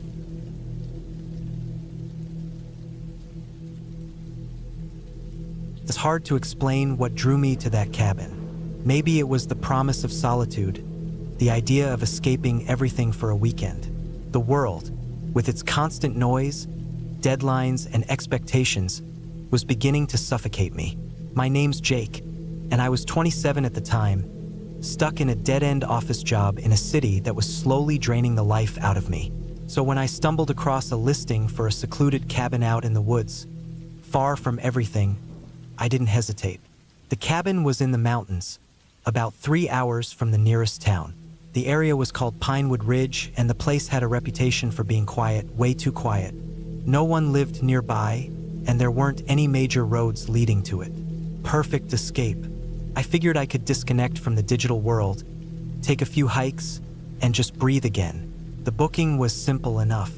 I drove out there on a Friday afternoon, packing light, just some clothes, food, and a couple of books to keep me company. The cabin owner, an older guy named Carl, had emailed me directions, warning me that the last stretch of road leading up to the cabin was rough. No problem, I thought. I'd rented a 4x4 for the trip, so it should be fine. As I neared the location, the air grew thick with the scent of pine and earth. I couldn't help but notice how peaceful it was. There wasn't a single sound, except for the occasional rustle of wind in the trees. I was on edge for no reason at all. It felt like I was entering a world that had no place for me, like I didn't belong. The cabin came into view as I rounded a bend in the road. It was exactly what I imagined. Simple, rustic, and surrounded by dense forest. The windows were large, giving the place an almost open feel, and a small porch ran along the front. There was an old wooden swing hanging from the porch beam, creaking faintly in the wind. Carl had left the key in a lockbox just like he said he would. I let myself in, the door creaking slightly as I opened it. The inside was just as rustic as the outside. The walls were made of dark, weathered wood, and there was a small stone fireplace at the far end. The kitchen area was basic but functional, and a small table sat in the center of the room. Upstairs, there was a loft with a large bed and a small window overlooking the forest. First, everything seemed perfect. I unpacked my things, made a cup of coffee, and sat on the porch, watching the sun dip behind the mountains. The air was fresh, cool, and still. The kind of silence that makes you feel like you can hear your own thoughts clearly for the first time in forever. But as the evening wore on, that silence started to feel heavier. I couldn't shake the feeling that I was being watched. I know it sounds cliché, but there was this odd, unsettling pressure in the air. I brushed it off as nerves, telling myself I was just overthinking things. That night, I went to bed early, tired from the long drive. The bed was surprisingly comfortable, and the cabin's silence made it easy to drift off. But then, just as I was starting to fall into a deep sleep, I heard something. It was a light sound, barely noticeable at first, like something shifting in the woods outside. I lay there in the dark, holding my breath. It came again, a soft rustling sound, followed by what sounded like footsteps. But it wasn't like someone walking. It was more of a dragging noise, slow and deliberate.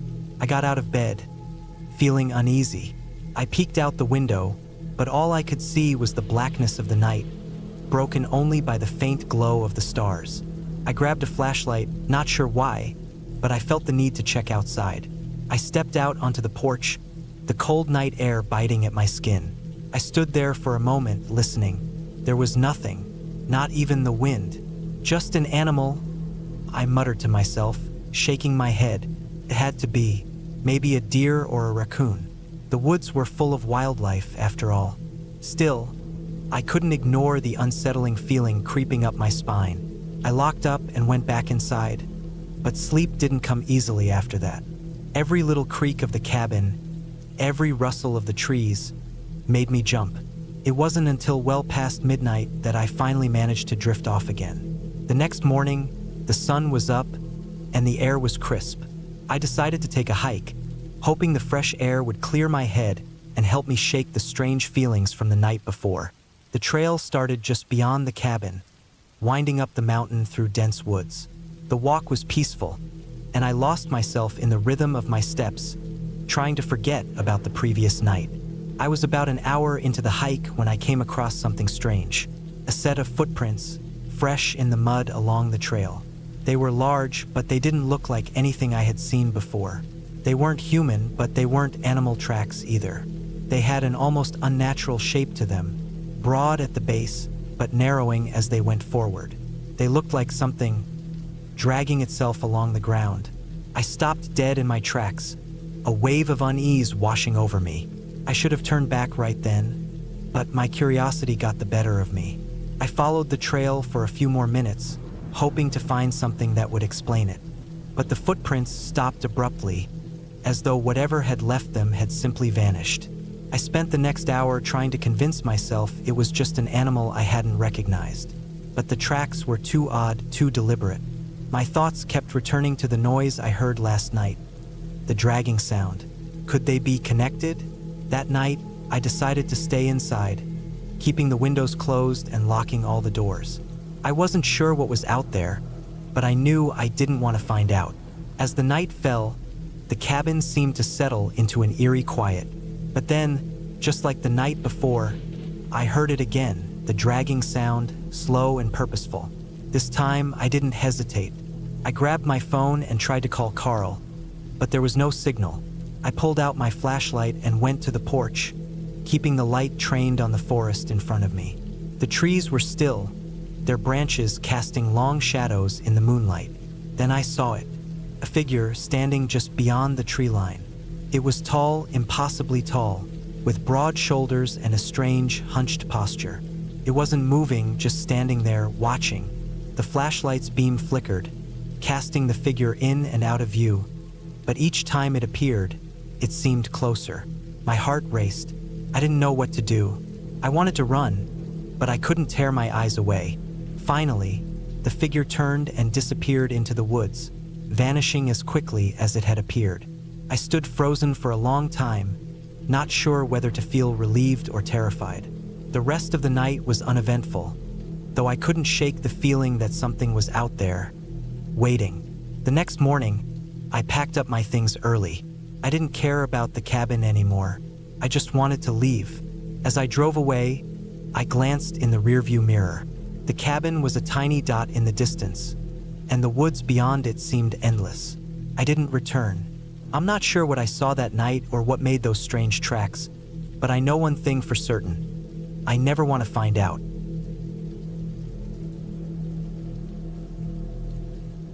I never thought I'd find myself alone in a remote cabin in the middle of nowhere, but that's exactly where I ended up. It was meant to be a quiet retreat, a break from the hustle of city life, a chance to unwind. I'd been under a lot of stress lately, work piling up, personal stuff weighing me down, and I needed a way to disconnect. I figured a cabin out in the woods would be perfect. No distractions, just peace and quiet. At least that's what I thought when I first looked at the pictures online. The cabin was located deep in the forest of the Adirondacks, far enough from the nearest town that it seemed like the perfect place to be off the grid. The owner, a man named Paul, had given me the keys with a brief rundown of the place. He seemed nice enough, but there was something a little off about the whole situation. The cabin didn't look like the kind of place you'd expect to see in a tourist brochure. It was old, the kind of place that had been around for decades and probably hadn't seen many updates in the last 20 years. The photos didn't show the dark corners or the worn wooden floors, but I didn't mind. I thought it would add to the charm. I arrived late in the afternoon, the sun already dipping low behind the tree line. The road leading up to the cabin was a dirt track, barely wide enough for my car. The trees on either side seemed to press in, their twisted branches creating a canopy overhead. The forest here was dense, the kind of place where the shadows felt deeper than they should, even in the daylight. As I parked in front of the cabin, I noticed how quiet everything was. No wind rustling through the trees, no birds calling out. It was an eerie silence, the kind you don't notice until you do. I grabbed my bag and walked up to the front door. The wood was weathered and cracked, but it still had a certain rustic charm. I slipped the key into the lock, the metal scraping against the frame, and stepped inside. The cabin smelled like old wood and something faintly musty, like it hadn't been aired out in a while. A small living room greeted me, furnished with mismatched chairs, a worn-out couch, and a fireplace that looked like it hadn't been used in years. The place wasn't filthy, but it was clear no one had really taken care of it. The kitchen was off to the right, with a small wooden table and a stove that looked like it might fall apart if you leaned on it too hard. I set my things down and took a moment to just absorb the space. It felt different than I expected. There was an odd sense of isolation here that I hadn't anticipated. It wasn't just that the cabin was far from civilization. It was as if the woods themselves were closing in around me, like the trees were watching. I shook off the feeling, telling myself it was just my imagination, and started unpacking. I'd come here to relax, not to get spooked by the setting. The first night was uneventful. I made myself a simple meal, sat by the fire for a while, and then went to bed. The bed was old, too, the frame creaking under me as I lay down, but it was comfortable enough. I fell asleep easily, the silence of the forest outside lulling me into a deep rest. But that was when things started to feel off. The first time I woke up in the night, I thought it was just a bad dream. My room was cold, the air thick with stillness. I could hear the sound of the wind rustling outside, but there was something else too. A soft thud, like something hitting the cabin's walls. I told myself it was just a tree branch, the kind that might fall when the wind picked up. But then the noise came again. Thud, thud. I lay still, my eyes wide open, staring into the darkness of the room. My heart started to beat faster.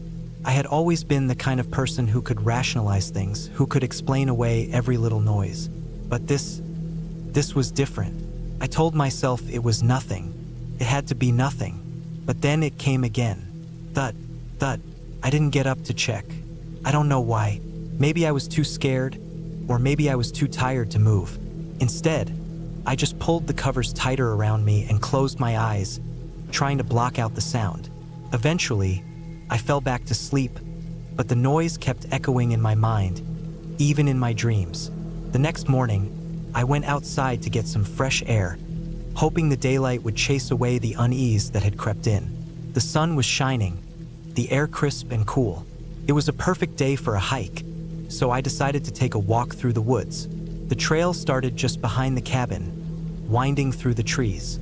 It wasn't a marked trail, just something that looked like it had been used by people who knew the area. I walked for hours trying to clear my head, but the unease stayed with me. There was something about the forest here that felt wrong. It wasn't the beauty of the place. It was the way the trees seemed to close in around me, the way the silence felt like it was pressing down on my chest. I tried to push the feeling aside, reminding myself that I was being irrational, but it was hard to shake. By the time I got back to the cabin, the sun was beginning to set. The sky had turned orange and pink, the fading light casting long shadows across the land. As I walked up to the cabin, I noticed something strange. The door was slightly ajar. I was sure I had locked it when I left, but now it was open, just a crack. My heart skipped a beat, and I felt a rush of adrenaline. I stepped inside slowly, my footsteps barely making a sound on the wooden floor. Everything seemed normal at first, no signs of anything being disturbed. But then I noticed something on the table in the kitchen. A small, crumpled piece of paper. I didn't remember seeing it there before. I picked it up and unfolded it, my hands trembling. The note was simple, written in blocky, uneven handwriting. Asterisk, leave now or it will be worse. Asterisk. I froze. My breath caught in my throat, my mind racing. I had no idea what this meant. Who had left the note? Had someone been inside the cabin while I was gone? I looked around the room again, but there was no sign of anyone. No footprints in the dust, no broken windows. Nothing that suggested anyone had entered. But that note, it felt wrong, like a warning, and suddenly I wasn't sure I wanted to stay here any longer. But the thing was, I wasn't about to just leave. I wasn't going to let fear control me. I'd come here to get away, and I wasn't going to let some strange note make me run. Instead, I locked the door and spent the evening trying to convince myself that it was just a prank, a random act by someone who thought it would be funny to mess with me. That night, I locked every window and every door, double-checking to make sure everything was secure. I didn't hear any strange noises, but I couldn't shake the feeling that something was off. I stayed up late, watching the fire crackle in the hearth, trying to ignore the gnawing sense of dread creeping up on me. It wasn't until the middle of the night that I heard it again. The noise. Thud, thud, thud. I jumped out of bed, my heart hammering in my chest. The sound was coming from outside the cabin, just on the other side of the wall. I crept over to the window, pulling the curtain aside just enough to peer out. But there was nothing. No movement, no shadow. Just the dark, empty forest. The thuds continued, growing louder, more insistent. I couldn't take it anymore. I grabbed my flashlight and rushed outside, desperate to find the source of the noise. The air was cold, the ground damp beneath my boots. I shined the light around the yard, scanning every corner, every tree. But there was nothing. The forest was as still as ever. I walked around the cabin, checking the perimeter. That's when I saw it. Near the back of the cabin, where the woods got even denser, there was something strange on the ground. It looked like footprints, large, heavy prints, as if someone had been walking around the cabin, leaving marks in the soft earth. I followed the prints as they led deeper into the woods. My breath quickened as I moved further from the cabin, the darkness swallowing me whole. The noise had stopped, but I still felt like I wasn't alone. Every rustling leaf, every crack of a twig made my heart race. Eventually, the footprints led me to a clearing, and in the center of it, there was something that made my stomach drop. A pile of logs, stacked neatly, almost like a cairn. But it wasn't just logs. It looked like something had been placed there, something unsettling. I couldn't bring myself to get too close, but I could see enough to know it wasn't just debris from the woods. There was something off about it. And then I heard it again. Thud, thud. The noise was so close now, it was as if it was coming from right behind me. I spun around, shining the flashlight into the dark. But again, there was nothing. Just the trees, the silence, and that damn feeling of being watched. I turned and ran back toward the cabin, my feet pounding against the ground. I didn't stop until I was safely inside, the door locked behind me. I didn't know what was going on, but I knew one thing for sure. I couldn't stay here any longer. The next morning, I packed my bags, my hands shaking as I shoved everything into the car. I didn't even bother to check the cabin one last time. I just wanted to get out. As I drove away, the forest shrinking behind me in the rearview mirror, I felt a strange sense of relief. The tension